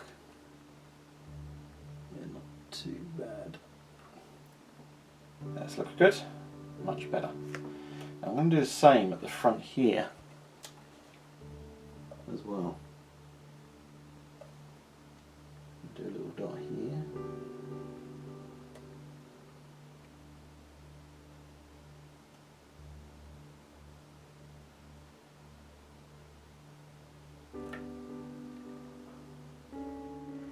The next stage we're going to be doing is we're going to do the skulls that are at the back here. In the Baneblade kit, what I've done here is quite unique. I've done random purity seals just to make every Baneblade and every Shadow Sword unique when it comes to its battle honours from the army group itself. So what I'm going to use is I'm going to use Rakoff Flesh as a base paint. I'm I'm going to use a base brush for this here. It's a small base brush, and just very carefully just fully paint the skulls at the back here. So any skull details, just paint over them very carefully. Once that's dry, we're going to use Acarax Earthshade. We're going to use a glaze brush to paint all over the skull details. Once the Acarax Earthshade is dry, apply Pallid Wych Flesh. So give me a little bit of water. You just go over the edges very, very carefully around the skull areas, a thin highlight.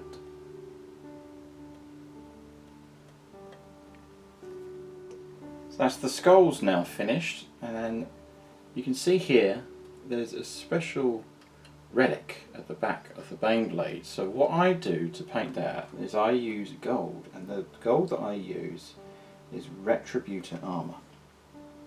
Retributor Armour is a base paint, and you just paint over this entire detail over here. You may need to give it 2 thin coats to tidy this up.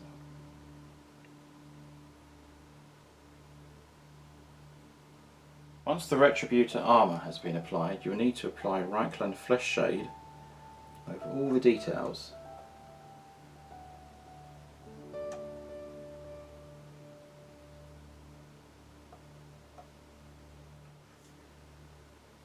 Whilst the Reichland Flesh Shade is drying, I'm going to start with the painting on the purity seals. So what you'll need is a base paint known as Screamer Pink from Citadel. I'm going to start painting the purity seal tags for the back of the tank.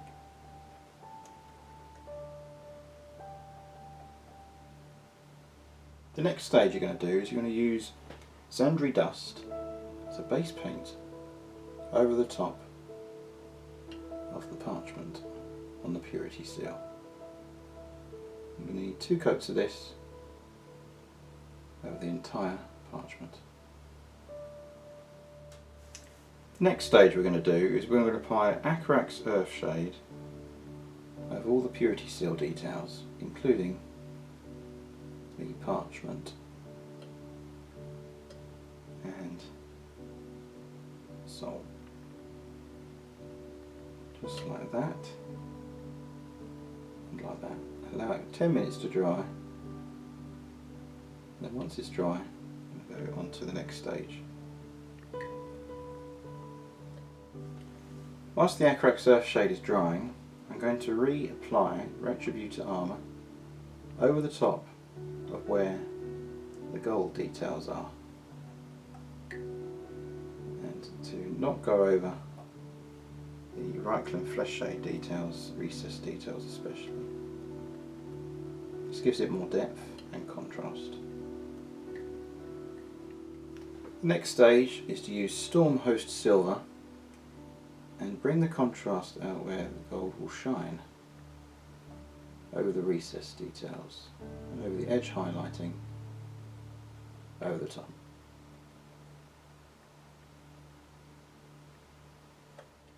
The next stage we're going to do, once the Acarax Earthshade is dry, we're going to apply the layer paint from Citadel, Ushabti Bone. This is an edge highlight over across purity seal details.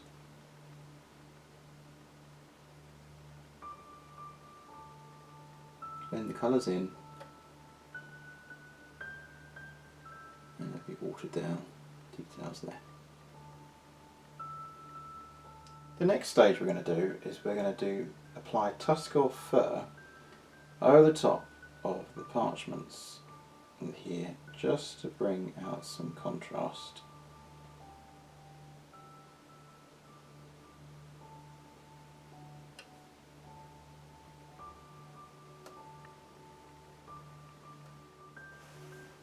Once the Tuskgor Fur has been applied, you'll need to apply Mephiston Grey using the extra small artificial layer brush very, very carefully apply the lettering, using a steady hand to get into those details. The next stage we're going to be doing now, once all the purity seals are finished, is we're going to paint the Omniscience Symbol at the back of the Baneblade. So what I do is I do white on this side for the cog symbol, and then the skull I'm going to paint on the left.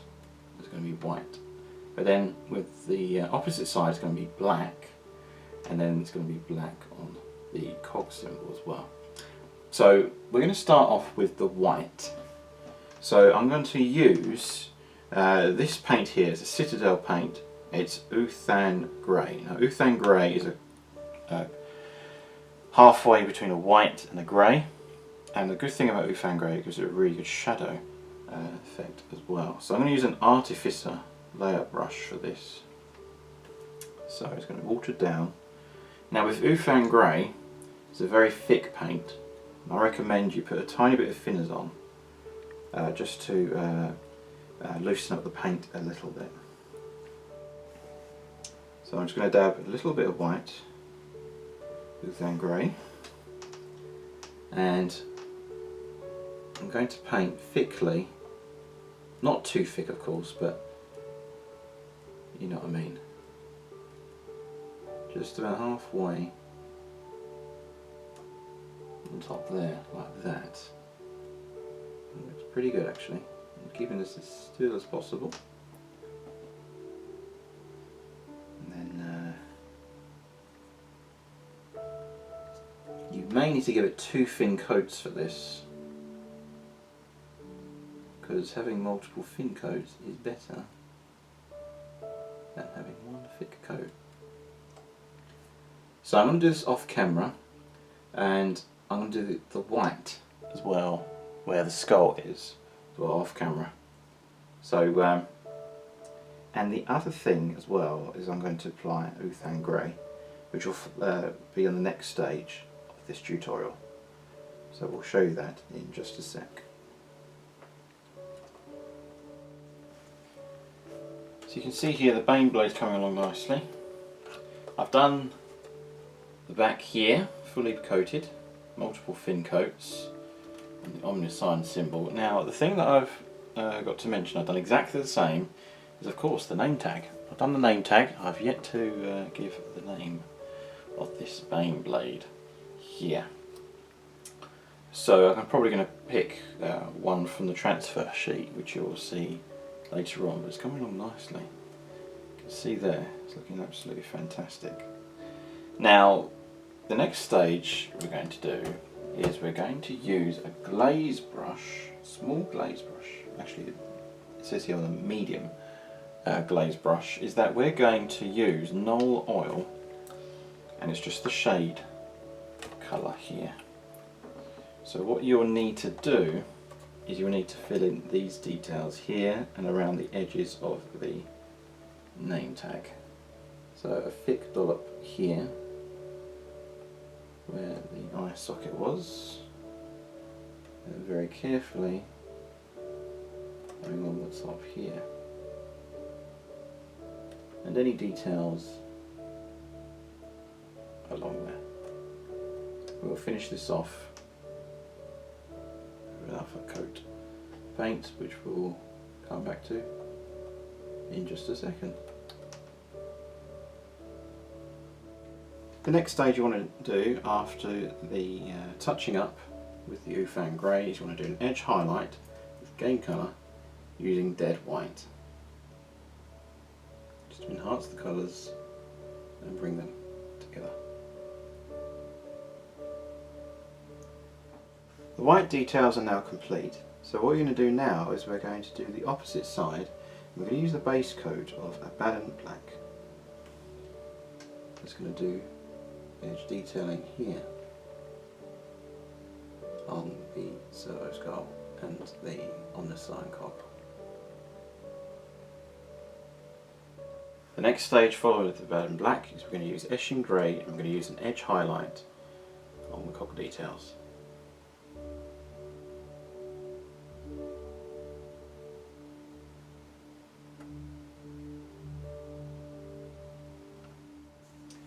Right, so on to the next stage, and this is actually the part of the Shadowsword that we're going to be doing now. So as you can see, I've done exactly the same with the camo scheme as the Baneblade, of course, keeping it to the theme of the tank. But what we're going to paint this time is we're going to do these plates here for the infantry to sit on. So I've already done a base coat of lead Belcher, and then once that's dry, I've applied the Knoll Oil, which is a shade from Citadel Paint's range, and I've applied a wash over the top using the Glaze Brush. But the next stage we're going to be using and going to be doing is, of course, we're going to use Typhus Corrosion. Now, Typhus Corrosion is a technical paint from Citadel Miniatures, and what you'll need is you need an old paintbrush for this, because the bristles can spread out a little bit. So what you need to do is, of course, you need to paint. You can add a little bit of water if you want to, just over the top of the entire armour plate on here, but not to go over the edge. If you do, don't worry about it too much, just clean it up as you go along. So you need to do this on all the armour panels onto here. Once the Typhus Corrosion has finally dried, the next paint you'll need to use is a layer paint Scrag Brown. Now this needs to be a consistency of 50% water and 50% paint pigment. So you don't want it obviously too thickly splodged. What you need to do is you need to paint the rust colour itself. So literally paint it on, literally like this. A little bit of paint here. You paint these details here, just over the top of the entire surface.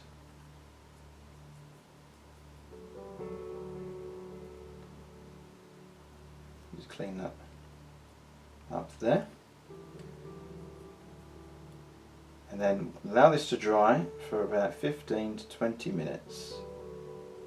And then we'll do the final stage of this particular section. So there you go, that's the Scrag Brown dry now, and to make it even more realistic we're going to add some contrast to the rust, and we're going to use Runefang Steel, and you're going to need a small highlighting brush for this particular stage. So what you do is you get a bit of old tissue, rub any excess off, put some on your hand, and then we're going to highlight. Very faint highlight on the top of the steel.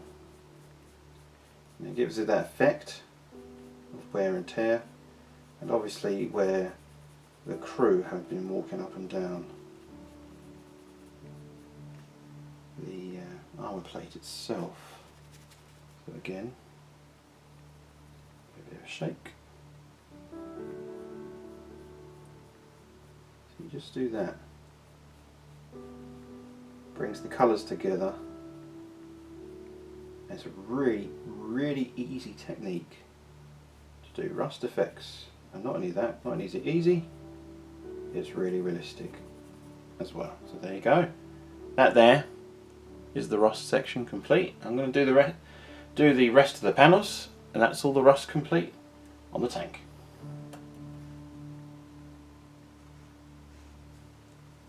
So all the rust effects are completed now on the Baneblade, so that's that finished. But now I'm going to show you how to paint the crew. Now I've done the skin already. Now if you want to know more information with regards to how I paint the skin, I recommend you follow the link description above about how I paint Imperial Guardsmen. So there's a link on the top that you'll see right now. And I've done a tutorial as to how to paint Imperial Guardsmen, so that's all covered, just to save a little bit of time in this tutorial, because there's no point in repeating it again.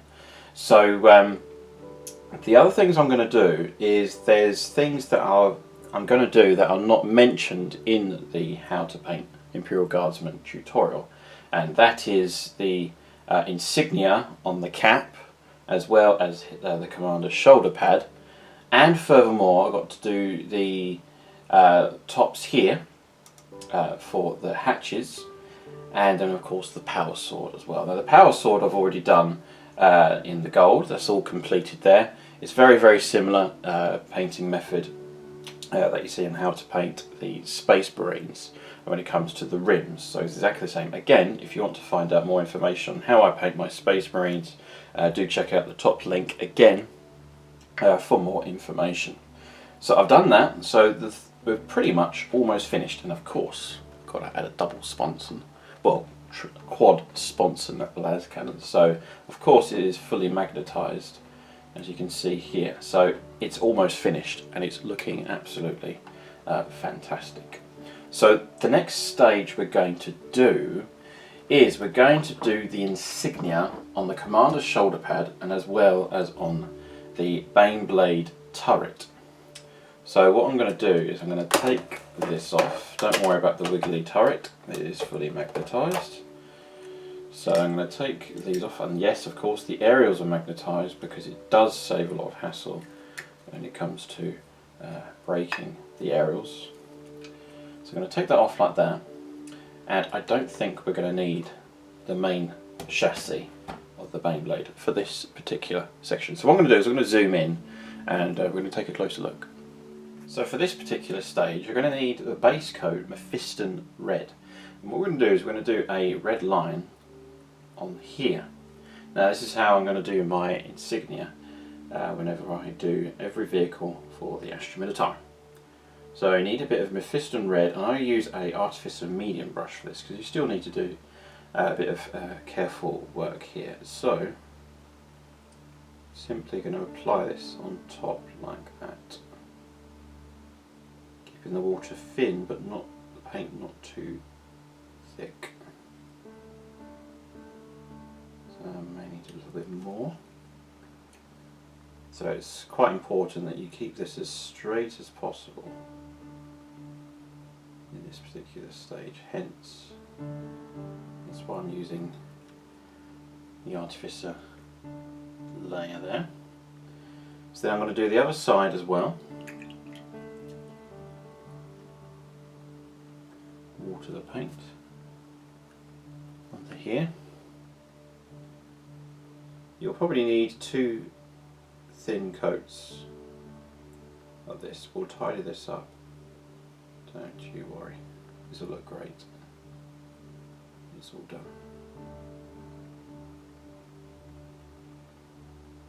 I'm just going to do that.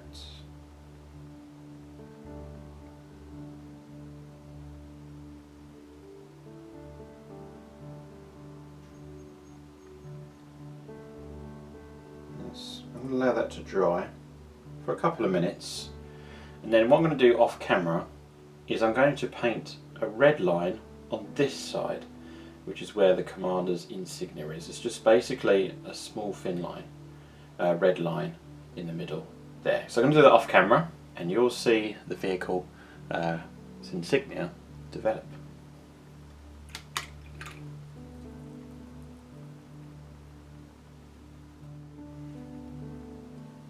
So you can see here now the Mephiston Red has been applied. I've also forgot to mention I did the cap on the top here as well. If you look at my Imperial Guard insignia series videos, which is in the first episode, it will show you all the insignia with regards to what the uniforms are, the caps, and of course the shoulder pads and the arms, etc. So they're all insigniaed and all have a code when it comes to how to identify their particular rank. So for this particular Baneblade, to give you a bit of a narrative in this tutorial, the tank commander would be of the rank of Major. So he's a specialist regimental commander. So I've applied the Mephiston Red to 2 thin coats. You can see here's a nice clean finish here, and I've also done the shoulder pad rim on his right hand side. So the next stage we're going to be doing now is we're going to use Wild Ryder Red. Now this is not going to be applied on the insignia part here. It's only going to be applied on the cap. So you just need a thin coat of this, just an edge highlight on the top here. Just a thin highlight, nothing too major, and that's just literally it. It's just to make it as though it looks as though it's on a cloth surface. Just going to add a little bit more water into here. Move the arm out of the way. I've actually had to magnetise the sword because it kept breaking, so I've got a new one now, which is a lot better. So I'm just going to do that. I may as well just quickly keep this on camera, and that's it. That's all you need to do, just to give it some depth and some contrast on there. And then the next stage we're going to be doing, I'm just going to close this properly, so just to make sure that's done properly. That's it, that's correct. If you do, when you close the paints, make sure that the cap end that supports the lid is held in the vertical position like that. If you have it enclosed, the paint will dry off a lot quicker, and also to get rid of the paint on the rims on the inside there, so it closes a lot easier. So there's two simple steps, and also you can apply a little bit of thinners.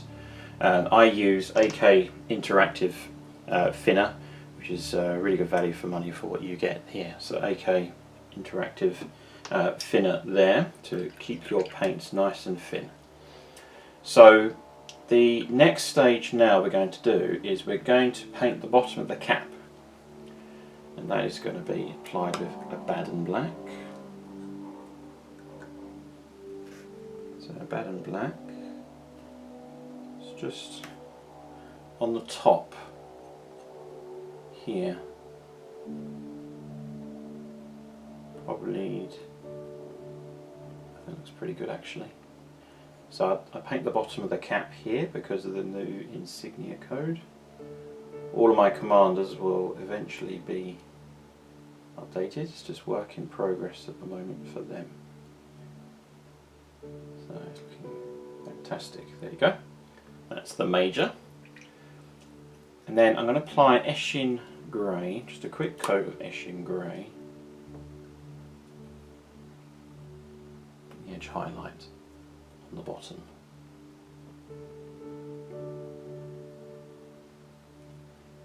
That's literally it there.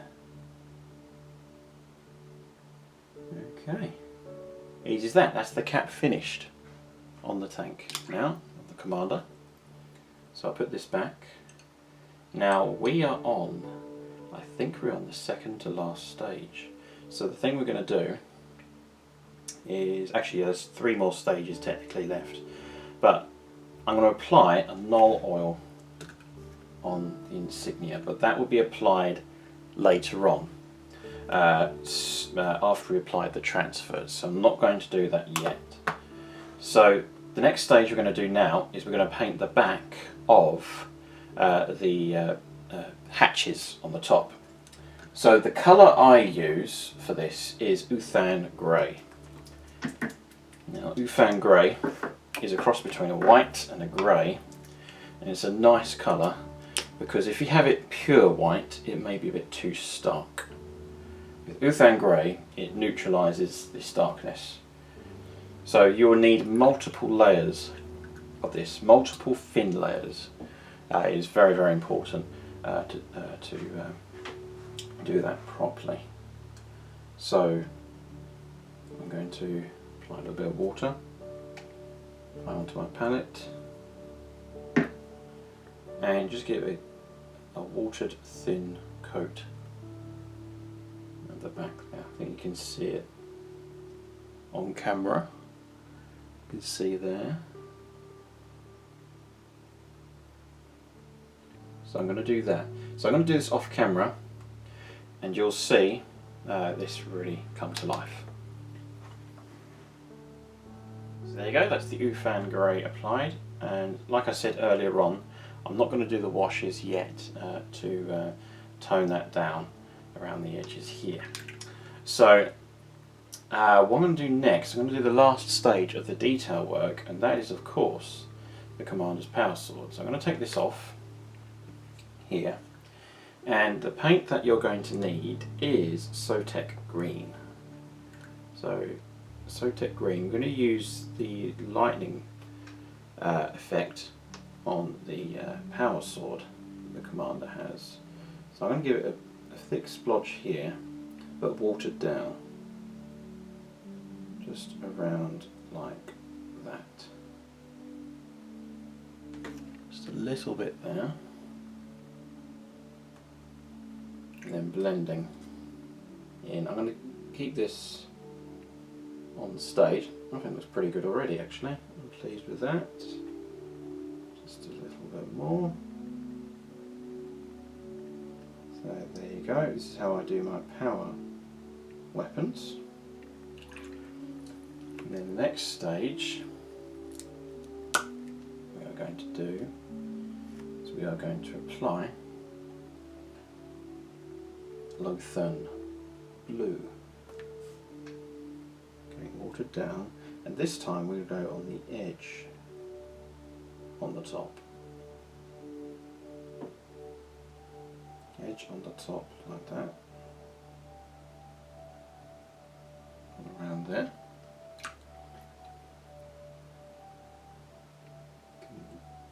Converge the colours together,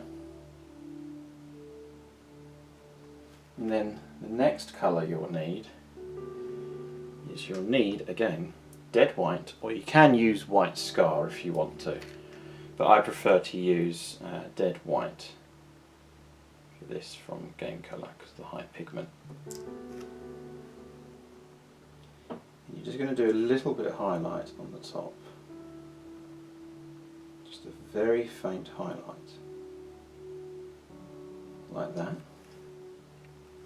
There you go, like that. And then to merge the colours together even more, you can use a contrast blues, but I'm going to use Guilliman blue for this next stage. I'm going to apply a thin layer of Guilliman blue around the edge. This gives it contrast and a hint. So there you go, simple as that. That's how you do power weapons. You can see that, if I can get the angle right there, you can see the power sword is finally finished. When applied, it will look like that. We're almost done. Almost done. This superb. So there you go. I've pretty much, that's all the painting finished. So the Baneblade is coming along really nicely. However, of course, we need to do the transfer. So of course I've got the transfer sheet that is required for the kit itself. So I'm going to do this off camera, apply the appropriate transfers, and then we're going to do some finishing touches to finish off this monstrosity. All the transfers now have been added onto the vehicle. You can see here, showcase the double sponsor, and I've called this Baneblade Dauntless.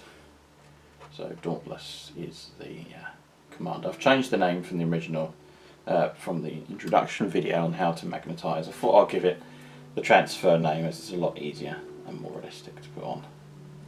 Got the Imperial Quilla here. That's the regimental symbol. There's no number because it's the regimental commander's symbol. So I've done the insignia on here as well, and then on the upper side as well. I put the serial number here. Now what I've done actually, just to make things a little bit unique, I've put the Baneblade serial number as a different number from my previous Baneblade. So whenever I can, I'll change the number around whenever I make future Baneblades. Yes, I do have loads of Baneblades left to paint, so keep me going. So it's looking fantastic. So the next stage we're going to be doing now is we're going to apply Null Oil Shade Colour from Citadel Miniatures. So what you'll need here is just an old brush, or you can use a glaze brush if you want to, which is probably what I'm going to do. You can use an old brush if you want to. I'll just use this old brush as an example. And the transfers look fantastic, but you need to starken them down a little bit, because the first thing you want to look at is the tank rather than the transfers. So I'm going to give this a wash to here, and then blend around like that, so it doesn't look as though it's been obviously been blotched. And then just all the transfers, and that's including the inside of the tank hatches as well. If you can see that on camera, it's just where my paintbrush is pointing there. So I'm going to do this off camera.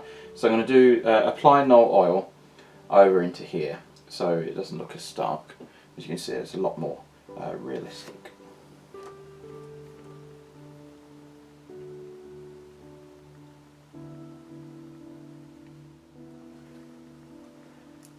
The next stage we're going to be doing is we're going to be doing the insignia, which is just here. I've yet to do the finishing details on the insignia. I'm just using this Shadowsword turret manlet, so it's a lot easier for you to follow. So basically, if you look at the code system on my insignia video series, the major has the insignia of 3 triangles below. Simple as that. So you hand paint these very carefully over the top. So that's how I do my insignia. So I'm going to paint 3 more triangles along there and all the other parts of the insignia. And the paint we're going to be using is Administratum Grey. So there you go. I think we're on the second to last stage of finishing this vehicle. So the second to last stage we've got to do is we're going to use a sponge. I'm going to use a sponge for this. You need a small bit of sponge. Now, whatever you do, do not put too much of this on. So just trying to find the paint here. Wherever it's gone, there's so many paints. So there you go, that's all the insignia now that's been applied. We're on 3 stages left. 3 before this mighty war machine, the Baneblade, is finally completed. So the next stage we're going to be doing is we're going to apply a little bit of sponging. Now don't apply too much of this, whatever you do. So this is mainly to be applied onto the transfers, just a very, very faint chipping effect on the transfers. So for example here and around here, just very, very faint chipping effect around here. So you do this to all the transfers just to give them an appropriate contrast. Very, very faint again when doing this.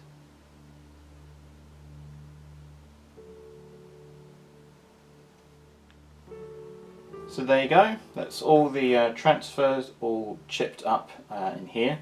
And I've actually forgot to do one or two things actually before I wanted to varnish the Baneblade. Was that, of course, I had to do the ammunition belt on the top here. So on the bottom side of the ammunition belt I used Retributor armour, and then I used at the front, if you look at some bullets, it's like a darkish hardened metal colour, so I used Balthasar gold for that, and then Runefang steel just to give it a bit of highlight on the top there. So that's completed now. So the thing I'm going to do next is I'm going to varnish the Baneblade. But unlike other previous painting tutorials I've done, it's not going to be quite finished after I've varnished, because I'm going to apply one special effect that I'm going to do for the first time on my Astra Militarum vehicles, which will make it even more realistic. So I'm going to apply the Ministorum varnish on all the components for this model, and then we'll see the last stage of the Baneblade. The vehicle is fully varnished, and there's one finishing touch I would like to do, and that is to use Ardcoat. Now what I do with the Ardcoat is that I try to, and we're going to paint on these details here, just on over the top of them, and including the light as well, just to give it that definition, and it looks as though it's glass really, and just transparent. So to give it that even more realistic look. So I'm going to be painting it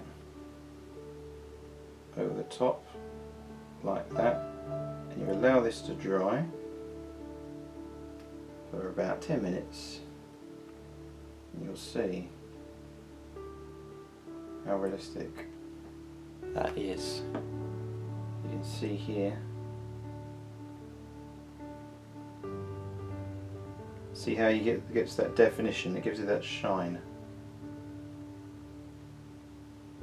So it's fantastic stuff.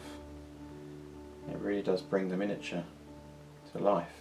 So what you do, you do that to all of these green shiny areas, and then that is the Baneblade and Shadowsword completed. And in the next frame you'll see all the variants of the super heavy tank that I've done, including the extra sponsons, all the Shadowsword variants and everything like that, and that's another Baneblade added to the 18th Cadian Army Group.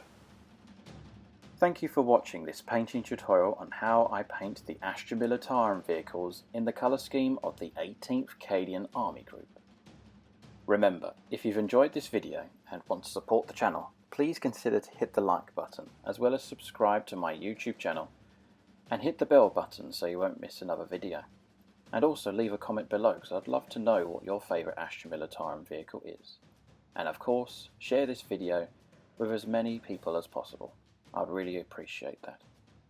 Also, you can support me on my Patreon page. Those that are revealed right now are my current Patreon supporters of the YouTube channel, and I'd like to thank them all for their continuous support for making these videos possible.